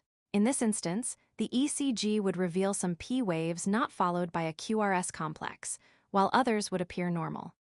In the degree or complete block, there is no correlation between atrial activity, the P wave, and ventricular activity, the QRS complex. Even in the event of a total SA block, the AV node will assume the role of pacemaker and continue initiating contractions at 40-60 contractions per minute, which is adequate to maintain consciousness. Second and degree blocks are demonstrated on the ECG presented in Figure 19. 25. When arrhythmias become a chronic problem, the heart maintains a junctional rhythm, which originates in the AV node. In order to speed up the heart rate and restore full sinus rhythm, a cardiologist can implant an artificial pacemaker, which delivers electrical impulses to the heart muscle to ensure that the heart continues to contract and pump blood effectively. These artificial pacemakers are programmable by the cardiologists and can either provide stimulation temporarily upon demand or on a continuous basis. Some devices also contain built-in defibrillators. Cardiac muscle metabolism. Normally, cardiac muscle metabolism is entirely aerobic. Oxygen from the lungs is brought to the heart, and every other organ, attached to the hemoglobin molecules within the erythrocytes. Heart cells also store appreciable amounts of oxygen in myoglobin. Normally, these two mechanisms, circulating oxygen and oxygen attached to myoglobin, can supply sufficient oxygen to the heart, even during peak performance. Fatty acids and glucose from the circulation are broken down within the mitochondria to release energy in the form of ATP. Both fatty acid droplets and glycogen are stored within the sarcoplasm and provide additional nutrient supply. Seek additional content for more detail about metabolism. Learning objectives. By the end of this section, you will be able to describe the relationship between blood pressure and blood flow, summarize the events of the cardiac cycle, compare atrial and ventricular systole and diastole, relate heart sounds detected by auscultation to action of heart's valves, the period of time that begins with contraction of the atria and ends with ventricular relaxation is known as the cardiac cycle. Figure 19. 27. The period of contraction that the heart undergoes while it pumps blood into circulation is called systole. The period of relaxation that occurs as the chambers fill with blood is called diastole. Both the atria and ventricles undergo systole and diastole, and it is essential that these components be carefully regulated and coordinated to ensure blood is pumped efficiently to the body. This pie chart shows the different phases of the cardiac cycle and details the atrial and ventricular stages. Figure 19. 27. Overview of the cardiac cycle. The cardiac cycle begins with atrial systole and progresses to ventricular systole, atrial diastole, and ventricular diastole when the cycle begins again. Correlations to the ECG are highlighted. Pressures and flow. Fluids, whether gases or liquids, are materials that flow according to pressure gradients. That is, they move from regions that are higher in pressure to regions that are lower in pressure. Accordingly, when the heart chambers are relaxed, diastole, blood will flow into the atria from the veins, which are higher in pressure. As blood flows into the atria, the pressure will rise, so the blood will initially move passively from the atria into the ventricles. When the action potential triggers the muscles in the atria to contract, atrial systole, the pressure within the atria rises further, pumping blood into the ventricles. During ventricular systole, pressure rises in the ventricles, pumping blood into the pulmonary trunk from the right ventricle and into the aorta from the left ventricle. Again, as you consider this flow and relate it to the conduction pathway, the elegance of the system should become apparent. Phases of the cardiac cycle. At the beginning of the cardiac cycle, both the atria and ventricles are relaxed, diastole.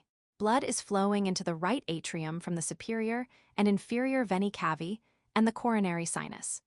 Blood flows into the left atrium from the four pulmonary veins. The two atrioventricular valves, the tricuspid and mitral valves, are both open, so blood flows unimpeded from the atria and into the ventricles.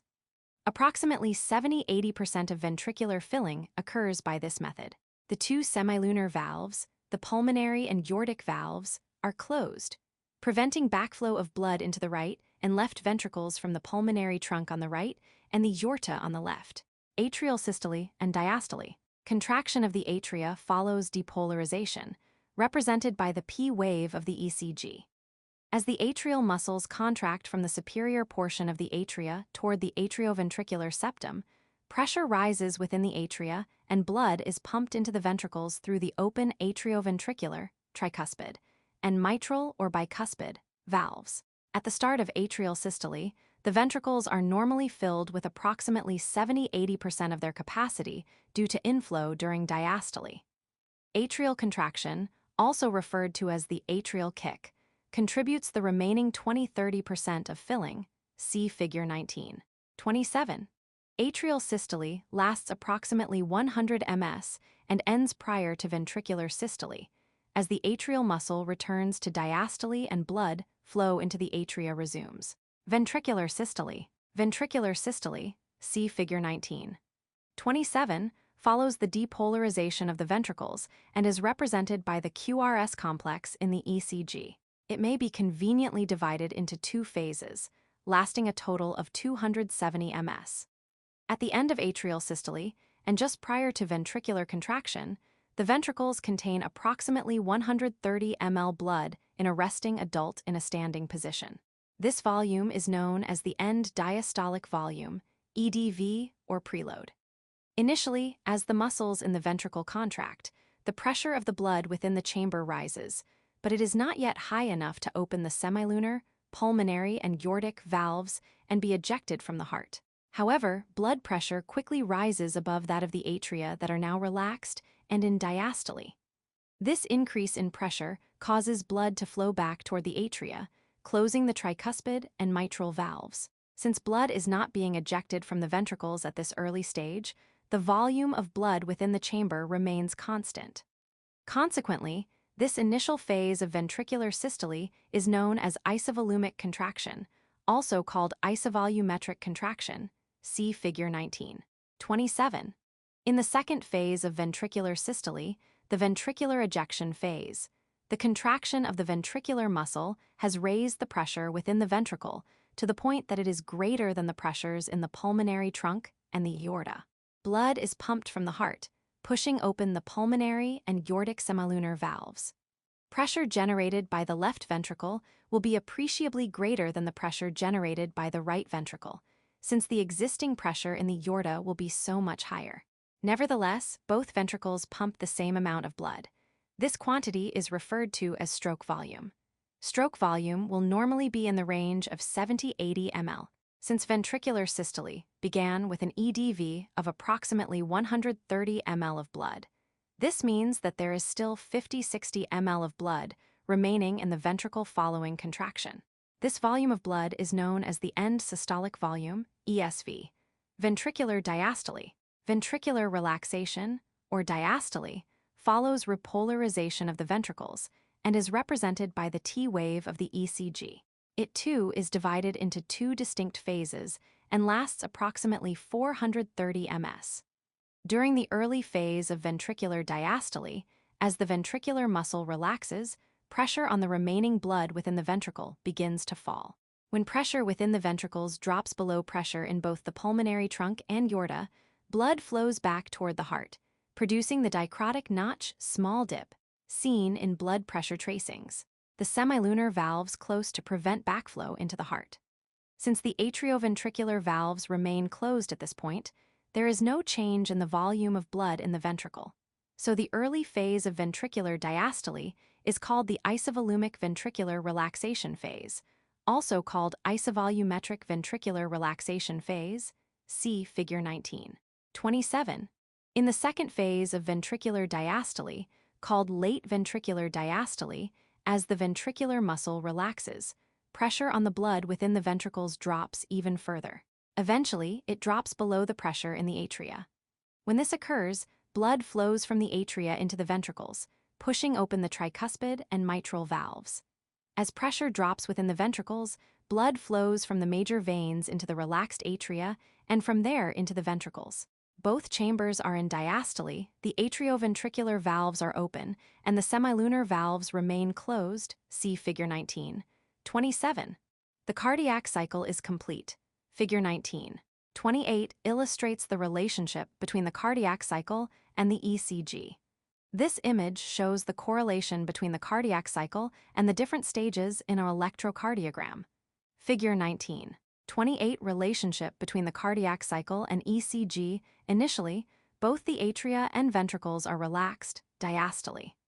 The P wave represents depolarization of the atria and is followed by atrial contraction, systole. Atrial systole extends until the QRS complex, at which point the atria relax. The QRS complex represents depolarization of the ventricles and is followed by ventricular contraction. The T wave represents the repolarization of the ventricles and marks the beginning of ventricular relaxation. Heart sounds. One of the simplest, yet effective, diagnostic techniques applied to assess the state of a patient's heart is auscultation using a stethoscope. In a normal, healthy heart, there are only two audible heart sounds: S1 and S2. S1 is the sound created by the closing of the atrioventricular valves during ventricular contraction and is normally described as a lub or first heart sound. The second heart sound, S2, is the sound of the closing of the semilunar valves during ventricular diastole and is described as a dub, figure 1929. In both cases, as the valves close, the openings within the atrioventricular septum, guarded by the valves, will become reduced, and blood flow through the opening will become more turbulent until the valves are fully closed. There is a third heart sound, S3, but it is rarely heard in healthy individuals. It may be the sound of blood flowing into the atria, or blood sloshing back and forth in the ventricle, or even tensing of the chordae tendineae. S3 may be heard in youth, some athletes, and pregnant people. If the sound is heard later in life, it may indicate congestive heart failure, warranting further tests. Some cardiologists refer to the collective S1, S2, and S3 sounds as the Kentucky gallop, because they mimic those produced by a galloping horse. The fourth heart sound, S4, results from the contraction of the atria pushing blood into a stiff or hypertrophic ventricle, indicating failure of the left ventricle. S4 occurs prior to S1, and the collective sounds S4, S1, and S2 are referred to by some cardiologists as the Tennessee gallop, because of their similarity to the sound produced by a galloping horse with a different gait. A few individuals may have both S3 and S4, and this combined sound is referred to as S7. This image shows a graph of the blood pressure with the different stages labeled.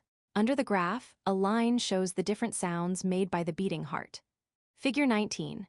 29 heart sounds and the cardiac cycle in this illustration. The x-axis reflects time with a recording of the heart sounds. The y-axis represents pressure.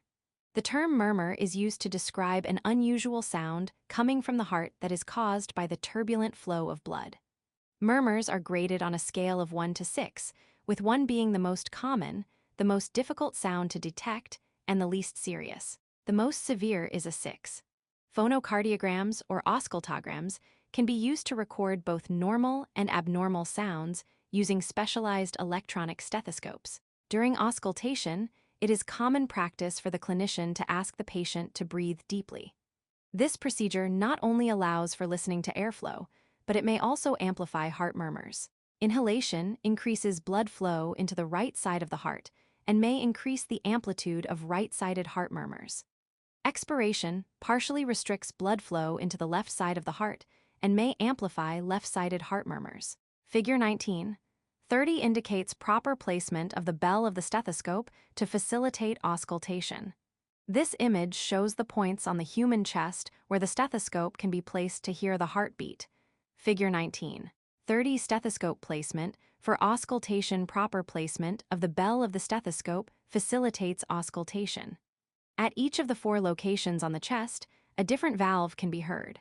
Learning objectives. By the end of this section, you will be able to relate heart rate to cardiac output, describe the effect of exercise on heart rate, identify cardiovascular centers and cardiac reflexes that regulate heart function, describe factors affecting heart rate, distinguish between positive and negative factors that affect heart contractility, summarize factors affecting stroke volume and cardiac output, describe the cardiac response to variations in blood flow and pressure.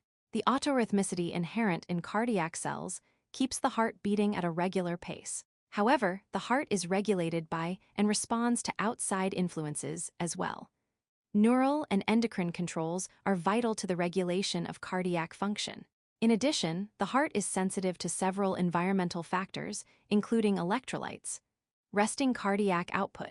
Cardiac output, CO, is a measurement of the amount of blood pumped by each ventricle in 1 minute. To calculate this value, multiply stroke volume, SV, the amount of blood pumped by each ventricle, by heart rate, HR, in contractions per minute or beats per minute, BPM. It can be represented mathematically by the following equation. CO equals HR times SV. SV is normally measured using an echocardiogram to record EDV and ESV, and calculating the difference. SV equals EDV, ESV. SV can also be measured using a specialized catheter, but this is an invasive procedure and far more dangerous to the patient. A mean SV for a resting 70 kg, 150 lb individual would be approximately 70 ml. There are several important variables, including size of the heart, physical and mental condition of the individual, sex, contractility, duration of contraction, preload or EDV, and afterload or resistance. Normal range for SV would be 55-100 ml. An average resting HR would be approximately 75 bpm, but could range from 60-100 in some individuals. Using these numbers, the mean CO is 5. 25 L-min with a range of 4. 0.8. 0 L-min. Remember, however, that these numbers refer to CO from each ventricle separately, not the total for the heart. Factors influencing CO are summarized in Figure 1931. This figure lists the different factors affecting the heart rate and stroke volume. It also shows how they both affect the cardiac output. Figure 19. 31 major factors influencing cardiac output. Cardiac output is influenced by heart rate and stroke volume, both of which are also variable. SVs are also used to calculate ejection fraction, which is the portion of the blood that is pumped or ejected from the heart with each contraction. To calculate ejection fraction, SV is divided by EDV. Despite the name, the ejection fraction is normally expressed as a percentage. Ejection fractions range from approximately 55-70% with a mean of 58%. Exercise and maximum cardiac output. In healthy young individuals, HR may increase to 150 bpm during exercise. SV can also increase from 70 to approximately 130 ml due to increased strength of contraction. This would increase CO to approximately 19. 5 L-min for 5 times the resting rate. Top cardiovascular athletes can achieve even higher levels. At their peak performance, they may increase resting CO by 7-8 times. Since the heart is a muscle, exercising it increases its efficiency. The difference between maximum and resting CO is known as the cardiac reserve. It measures the residual capacity of the heart to pump blood. Heart rates, HRs, vary considerably, not only with exercise and fitness levels, but also with age. Newborn resting HRs may be 120 bpm. HR gradually decreases until young adulthood and then gradually increases again with age. Maximum HRs are normally in the range of 200-220 bpm, although there are some extreme cases in which they may reach higher levels. As one ages, the ability to generate maximum rates decreases. This may be estimated by taking the maximal value of 220 bpm and subtracting the individual's age. So a 40-year-old individual would be expected to hit a maximum rate of approximately 180, and a 60-year-old person would achieve a HR of 160. Disorders of the heart, abnormal heart rates. For an adult, normal resting HR will be in the range of 60-100 bpm. Bradycardia is the condition in which resting rate drops below 60 bpm, and tachycardia is the condition in which the resting rate is above 100 bpm. Trained athletes typically have very low HRs. If the patient is not exhibiting other symptoms, such as weakness, fatigue, dizziness, fainting, chest discomfort, palpitations, or respiratory distress, bradycardia is not considered clinically significant. However, if any of these symptoms are present, they may indicate that the heart is not providing sufficient oxygenated blood to the tissues. The term relative bradycardia may be used with a patient who has a HR in the normal range but is still suffering from these symptoms. Most patients remain asymptomatic as long as the HR remains above 50 bpm. Bradycardia may be caused by either inherent factors or causes external to the heart. While the condition may be inherited, typically it is acquired in older individuals. Inherent causes include abnormalities in either the SA or AV node. If the condition is serious, a pacemaker may be required. Other causes include ischemia to the heart muscle or diseases of the heart vessels or valves. External causes include metabolic disorders, pathologies of the endocrine system, often involving the thyroid, electrolyte imbalances, neurological disorders including inappropriate autonomic responses, autoimmune pathologies, overprescription of beta blocker drugs that reduce HR, recreational drug use, or even prolonged bed rest. Treatment relies upon establishing the underlying cause of the disorder and may necessitate supplemental oxygen. Tachycardia is not normal in a resting patient, but may be detected in pregnant people or individuals experiencing extreme stress. In the latter case, it would likely be triggered by stimulation from the limbic system or disorders of the autonomic nervous system. In some cases, tachycardia may involve only the atria. Some individuals may remain asymptomatic, but when present, symptoms may include dizziness, shortness of breath, lightheadedness, rapid pulse, heart palpitations, chest pain, or fainting, syncope. While tachycardia is defined as a HR above 100 bpm, there is considerable variation among people. Further, the normal resting HRs of children are often above 100 bpm, but this is not considered to be tachycardia. Many causes of tachycardia may be benign, but the condition may also be correlated with fever, anemia, hypoxia, hyperthyroidism, hypersecretion of catecholamines, some cardiomyopathies, some disorders of the valves, and acute exposure to radiation. Elevated rates in an exercising or resting patient are normal and expected. Resting rate should always be taken after recovery from exercise. Treatment depends upon the underlying cause, but may include medications, implantable cardioverter defibrillators, ablation, or surgery. Correlation between heart rates and cardiac output. Initially, physiological conditions that cause HR to increase also trigger an increase in SV. During exercise, the rate of blood returning to the heart increases. However, as the HR rises, there is less time spent in diastole and consequently less time for the ventricles to fill with blood.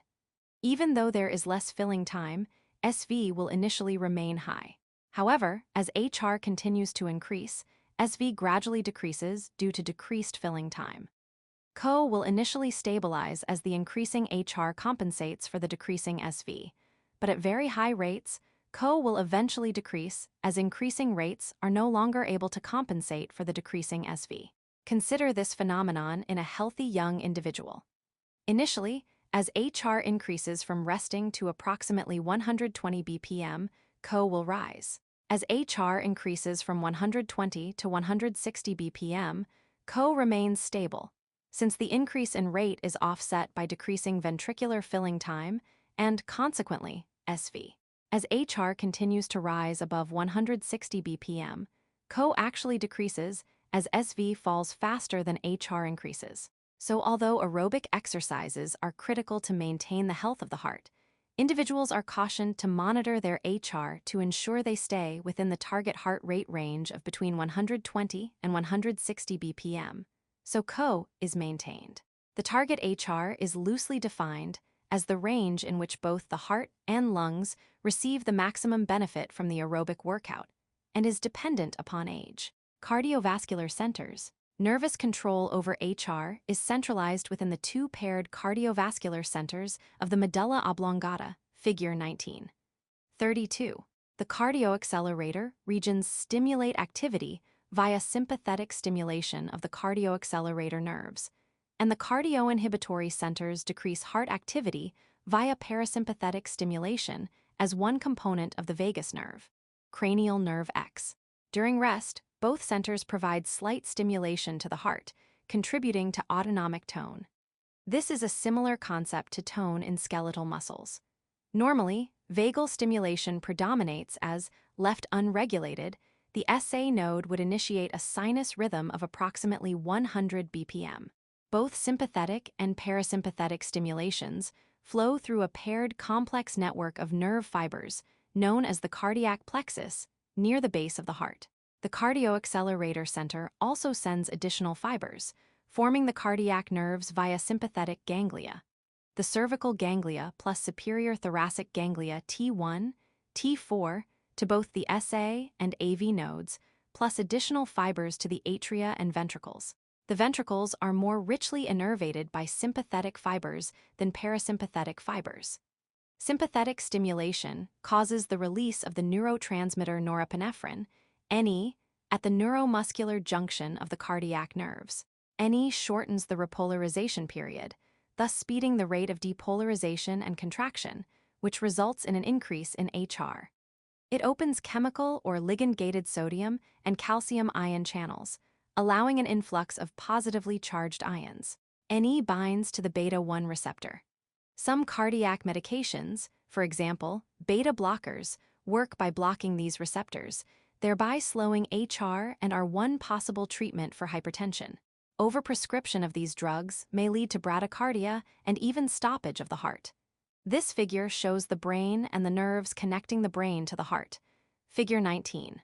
32. Autonomic innervation of the heart cardioaccelerator and cardioinhibitory areas are components of the paired cardiac centers located in the medulla oblongata of the brain. They innervate the heart via sympathetic cardiac nerves that increase cardiac activity and vagus, parasympathetic nerves that slow cardiac activity. Parasympathetic stimulation originates from the cardioinhibitory region, with impulses traveling via the vagus nerve, cranial nerve X. The vagus nerve sends branches to both the SA and AV nodes, and to portions of both the atria and ventricles. Parasympathetic stimulation releases the neurotransmitter acetylcholine, ECH, at the neuromuscular junction. ECH slows HR by opening chemical or ligand-gated potassium ion channels to slow the rate of spontaneous depolarization, which extends repolarization and increases the time before the next spontaneous depolarization occurs. Without any nervous stimulation, the SA node would establish a sinus rhythm of approximately 100 BPM. Since resting rates are considerably less than this, it becomes evident that parasympathetic stimulation normally slows HR. This is similar to an individual driving a car with one foot on the brake pedal. To speed up, one need merely remove one's foot from the brake and let the engine increase speed.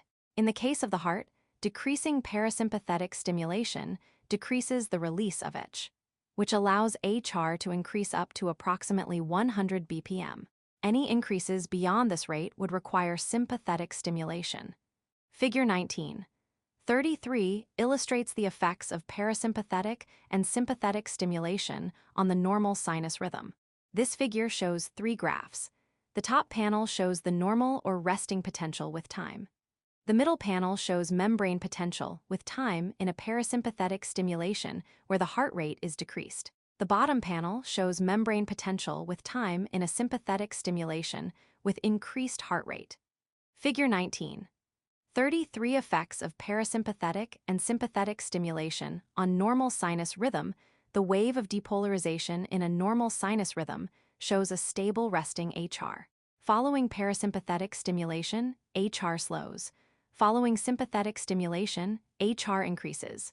Input to the cardiovascular center.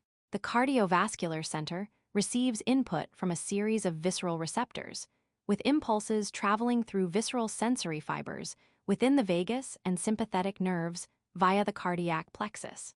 Among these receptors are various proprioceptors, baroreceptors, and chemoreceptors, plus stimuli from the limbic system.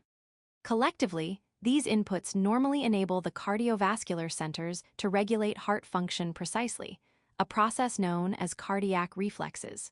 Increased physical activity results in increased rates of firing by various proprioceptors located in muscles, joint capsules, and tendons. Any such increase in physical activity would logically warrant increased blood flow.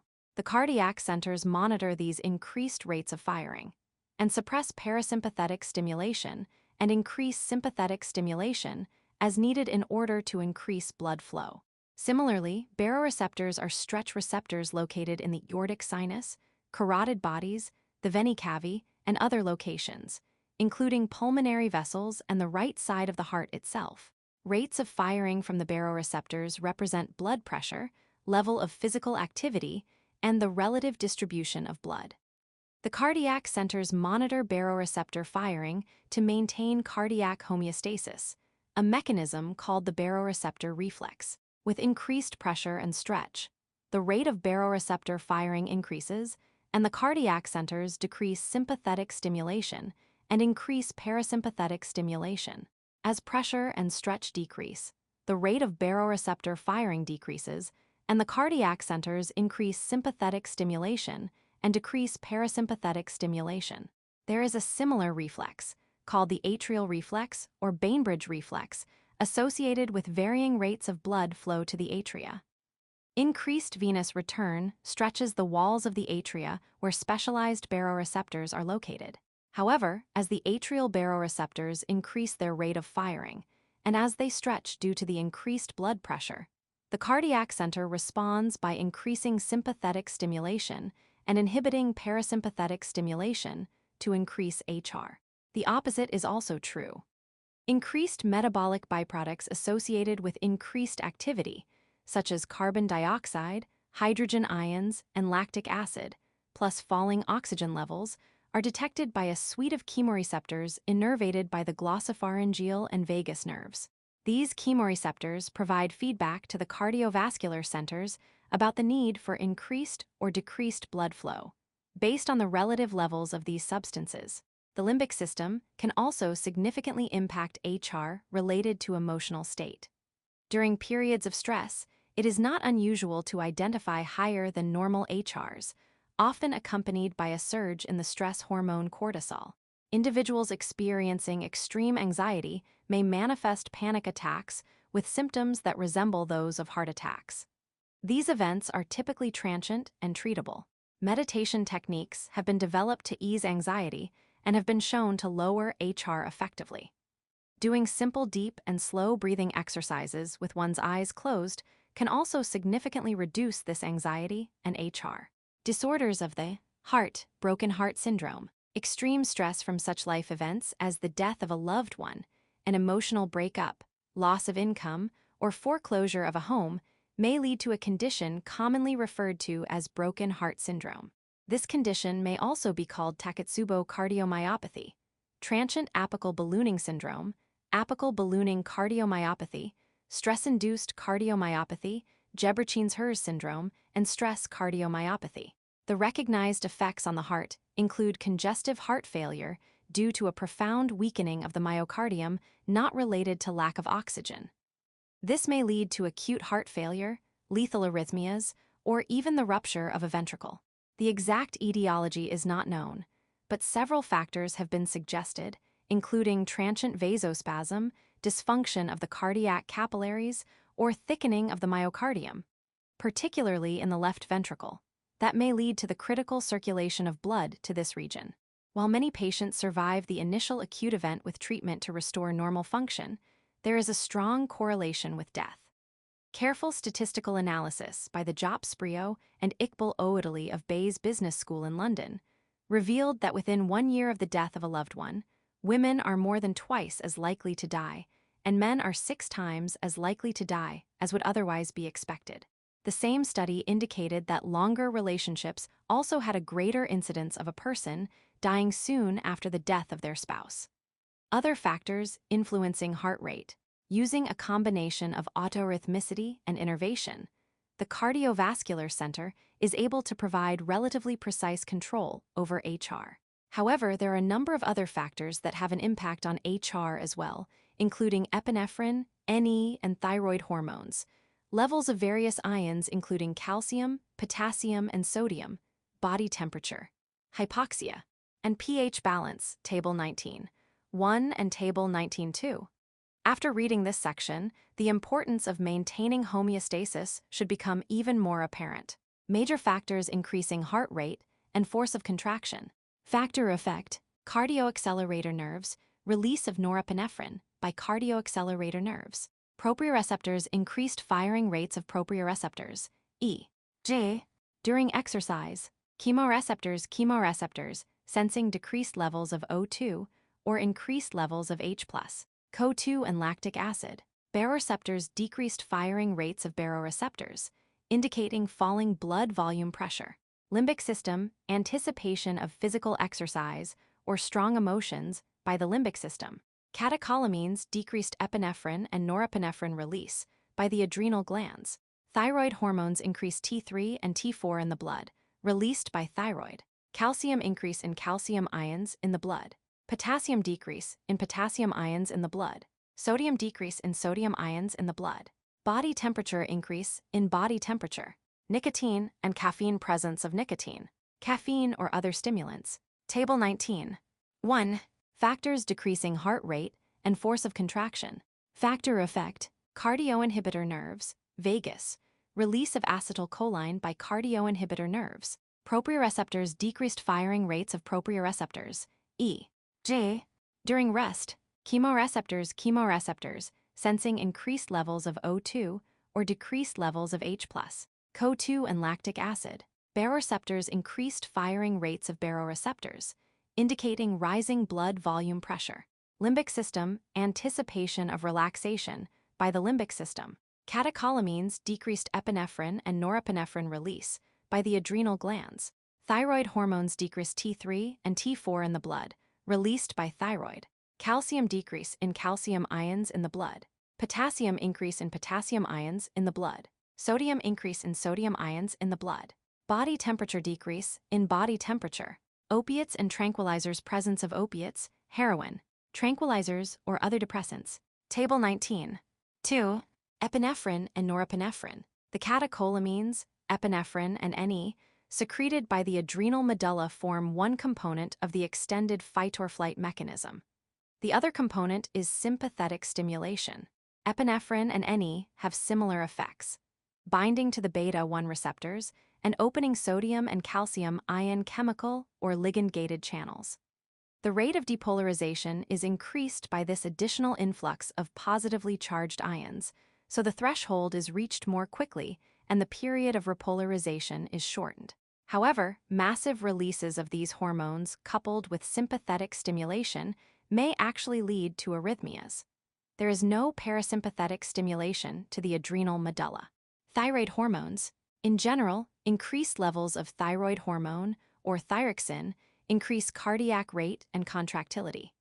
The impact of thyroid hormone is typically of a much longer duration than that of the catecholamines. The physiologically active form of thyroid hormone, T3 or triiodothyronine, has been shown to directly enter cardiomyocytes and alter activity at the level of the genome. It also impacts the beta-adrenergic response similar to epinephrine and NE described above. Excessive levels of thyroxine may trigger tachycardia. Calcium. Calcium ion levels have great impacts upon both HR and contractility. As the levels of calcium ions increase, so do HR and contractility. High levels of calcium ions, hypercalcemia, may be implicated in a short QT interval and a widened T wave in the ECG. The QT interval represents the time from the start of depolarization to repolarization of the ventricles and includes the period of ventricular systole. Extremely high levels of calcium may induce cardiac arrest. Drugs known as calcium channel blockers slow HR by binding to these channels and blocking or slowing the inward movement of calcium ions. Caffeine and nicotine. Caffeine and nicotine are not found naturally within the body. Both of these non-regulated drugs have an excitatory effect on membranes of neurons in general and have a stimulatory effect on the cardiac centers specifically, causing an increase in HR. Caffeine works by increasing the rates of depolarization at the SA node, whereas nicotine stimulates the activity of the sympathetic neurons that deliver impulses to the heart. Although it is the world's most widely consumed psychoactive drug, caffeine is legal and not regulated. While precise quantities have not been established, normal consumption is not considered harmful to most people, although it may cause disruptions to sleep and acts as a diuretic. Its consumption by pregnant people is cautioned against, although no evidence of negative effects has been confirmed. Tolerance and even physical and mental addiction to the drug result in individuals who routinely consume the substance. Nicotine, too, is a stimulant and produces addiction. While legal and non-regulated, concerns about nicotine's safety and documented links to respiratory and cardiac disease have resulted in warning labels on cigarette packages. Factors decreasing heart rate. HR can be slowed when a person experiences altered sodium and potassium levels, hypoxia, acidosis, alkalosis, and hypothermia. See Table 19.1. The relationship between electrolytes and HR is complex, but maintaining electrolyte balance is critical to the normal wave of depolarization. Of the two ions, potassium has the greater clinical significance. Initially, both hyponatremia, low sodium levels, and hypernatremia, high sodium levels, may lead to tachycardia. Severely high hypernatremia may lead to fibrillation, which may cause CO to cease. Severe hyponatremia leads to both bradycardia and other arrhythmias. Hypokalemia, low potassium levels, also leads to arrhythmias, whereas hyperkalemia, high potassium levels, causes the heart to become weak and flaccid and ultimately to fail. Acidosis is a condition in which excess hydrogen ions are present, and the patient's blood expresses a low pH value. Alkalosis is a condition in which there are too few hydrogen ions, and the patient's blood has an elevated pH. Normal blood pH falls in the range of 7, 35-7, 45, so a number lower than this range represents acidosis, and a higher number represents alkalosis. Recall that enzymes are the regulators or catalysts of virtually all biochemical reactions. They are sensitive to pH and will change shape slightly with values outside their normal range. These variations in pH and accompanying slight physical changes to the active site on the enzyme decrease the rate of formation of the enzyme-substrate complex, subsequently decreasing the rate of many enzymatic reactions, which can have complex effects on HR. Severe changes in pH will lead to denaturation of the enzyme. The last variable is body temperature. Elevated body temperature is called hyperthermia, and suppressed body temperature is called hypothermia. Slight hyperthermia results in increasing HR and strength of contraction. Hypothermia slows the rate and strength of heart contractions. This distinct slowing of the heart is one component of the larger diving reflex that diverts blood to essential organs while submerged. If sufficiently chilled, the heart will stop beating, a technique that may be employed during open heart surgery. In this case, the patient's blood is normally diverted to an artificial heart-lung machine to maintain the body's blood supply and gas exchange until the surgery is complete and sinus rhythm can be restored. Excessive hyperthermia and hypothermia will both result in death, as enzymes drive the body systems to cease normal function, beginning with the central nervous system. Stroke volume. Many of the same factors that regulate HR also impact cardiac function by altering SV. While a number of variables are involved, SV is ultimately dependent upon the difference between EDV and ESV. The three primary factors to consider are preload, or the stretch on the ventricles prior to contraction, the contractility, or the force or strength of the contraction itself, and afterload, the force the ventricles must generate to pump blood against the resistance in the vessels. These factors are summarized in Table 19.1 and Table 19.2. Preload. Preload is another way of expressing EDV. Therefore, the greater the EDV is, the greater the preload is. One of the primary factors to consider is filling time, or the duration of ventricular diastole during which filling occurs. The more rapidly the heart contracts, the shorter the filling time becomes, and the lower the EDV and preload are. This effect can be partially overcome by increasing the second variable, contractility, and raising SV. But over time, the heart is unable to compensate for decreased filling time, and preload also decreases. With increasing ventricular filling, both EDV or preload increase, and the cardiac muscle itself is stretched to a greater degree. At rest, there is little stretch of the ventricular muscle, and the sarcomeres remain short. With increased ventricular filling, the ventricular muscle is increasingly stretched, and the sarcomere length increases. As the sarcomeres reach their optimal lengths, they will contract more powerfully, because more of the myosin heads can bind to the actin on the thin filaments, forming cross bridges and increasing the strength of contraction and SV. If this process were to continue and the sarcomeres stretched beyond their optimal lengths, the force of contraction would decrease. However, due to the physical constraints of the location of the heart, this excessive stretch is not a concern. The relationship between ventricular stretch and contraction has been stated in the well-known Frank-Starling mechanism, or simply Starling's law of the heart. This principle states that, within physiological limits, the force of heart contraction is directly proportional to the initial length of the muscle fiber.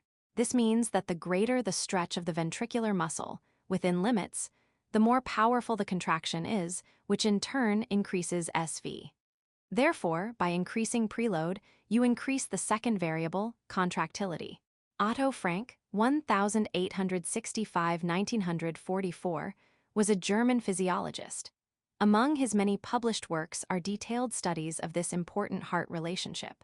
Ernest Starling, 1866–1927, was an important English physiologist who also studied the heart. Although they worked largely independently, their combined efforts and similar conclusions have been recognized in the name Frank Starling mechanism. Any sympathetic stimulation to the venous system will increase venous return to the heart, which contributes to ventricular filling, and EDV and preload.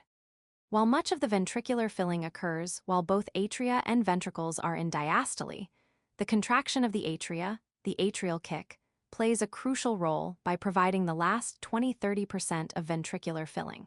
Contractility. It is virtually impossible to consider preload or ESV without including an early mention of the concept of contractility. Indeed, the two parameters are intimately linked. Contractility refers to the force of the contraction of the heart muscle, which controls SV, and is the primary parameter for impacting ESV. The more forceful the contraction is, the greater the SV and smaller the ESV are. Less forceful contractions result in smaller SVs and larger ESVs. Factors that increase contractility are described as positive inotropic factors, and those that decrease contractility are described as negative inotropic factors. Ino equals fiber. Tropic equals turning toward. Not surprisingly, sympathetic stimulation is a positive inotrope, whereas parasympathetic stimulation is a negative inotrope. Sympathetic stimulation triggers the release of Ne at the neuromuscular junction from the cardiac nerves and also stimulates the adrenal cortex to secrete epinephrine and Ne. In addition to their stimulatory effects on HR, they also bind to both alpha and beta receptors on the cardiac muscle cell membrane to increase metabolic rate and the force of contraction. This combination of actions has the net effect of increasing SV and leaving a smaller residual ESV in the ventricles. In comparison, parasympathetic stimulation releases H at the neuromuscular junction from the vagus nerve. The membrane hyperpolarizes and inhibits contraction to decrease the strength of contraction and SV and to raise ESV. Since parasympathetic fibers are more widespread in the atria than in the ventricles, the primary site of action is in the upper chambers. Parasympathetic stimulation in the atria decreases the atrial kick and reduces EDV, which decreases ventricular stretch and preload, thereby further limiting the force of ventricular contraction. Stronger parasympathetic stimulation also directly decreases the force of contraction of the ventricles. Several synthetic drugs, including dopamine and isoproterenol, have been developed that mimic the effects of epinephrine and Ne by stimulating the influx of calcium ions from the extracellular fluid. Higher concentrations of intracellular calcium ions increase the strength of contraction. Excess calcium, hypercalcemia, also acts as a positive inotropic agent. The drug digitalis lowers HR and increases the strength of the contraction, acting as a positive inotropic agent by blocking the sequestering of calcium ions into the sarcoplasmic reticulum. This leads to higher intracellular calcium levels and greater strength of contraction. In addition to the catecholamines from the adrenal medulla, other hormones also demonstrate positive inotropic effects. These include thyroid hormones and glucagon from the pancreas. Negative inotropic agents include hypoxia, acidosis, hyperkalemia, and a variety of synthetic drugs. These include numerous beta blockers and calcium channel blockers. Early beta blocker drugs include propranolol and prontholol and are credited with revolutionizing treatment of cardiac patients experiencing angina pectoris. There is also a large class of dihydropyridine, phenylkylamine, and benzothiazepine calcium channel blockers that may be administered decreasing the strength of contraction and SV. Afterload. Afterload refers to the tension that the ventricles must develop to pump blood effectively against the resistance in the vascular system. Any condition that increases resistance requires a greater afterload to force open the semilunar valves and pump the blood. Damage to the valves, such as stenosis, which makes them harder to open, will also increase afterload. Any decrease in resistance decreases the afterload. Figure 19:34 summarizes the major factors influencing SV. Figure 19. 35 summarizes the major factors influencing CO and Table 19. 3 and Table 19. 4 summarize cardiac responses to increased and decreased blood flow and pressure in order to restore homeostasis. This table describes major factors influencing stroke volume. Preload may be raised due to longer filling time or increased venous return. These factors increase end diastolic volume and increase stroke volume. Preload may be lowered due to decreased thyroid hormones, decreased calcium ions, high or low potassium ions, high or low sodium, low body temperature, hypoxia, abnormal pH balance, or drugs, for example, calcium channel blockers. These factors decrease end diastolic volume and decrease stroke volume. Contractility may be raised due to sympathetic stimulation, epinephrine and norepinephrine, high intracellular calcium ions, high blood calcium level, thyroid hormones, or glucagon. These factors decrease end systolic volume and increase stroke volume. Contractility may be lowered due to parasympathetic stimulation, acetylcholine, hypoxia, or hyperkalemia. These factors increase end systolic volume and decrease stroke volume. Afterload may be raised due to increased vascular resistance or semilunar valve damage. These factors increase end systolic volume and decrease stroke volume. Afterload may be lowered due to decreased vascular resistance. This factor decreases end systolic volume and increases stroke volume. Figure 19. 34 major factors influencing stroke volume. Multiple factors impact preload, afterload, and contractility, and are the major considerations influencing SV. This flowchart lists all the important factors that affect cardiac output.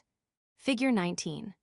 35 summary of major factors influencing cardiac output. The primary factors influencing HR include autonomic innervation plus endocrine control. Not shown are environmental factors, such as electrolytes, metabolic products, and temperature.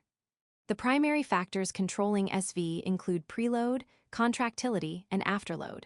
Other factors, such as electrolytes, may be classified as either positive or negative inotropic agents. Cardiac response to decreasing blood flow and pressure due to decreasing cardiac output.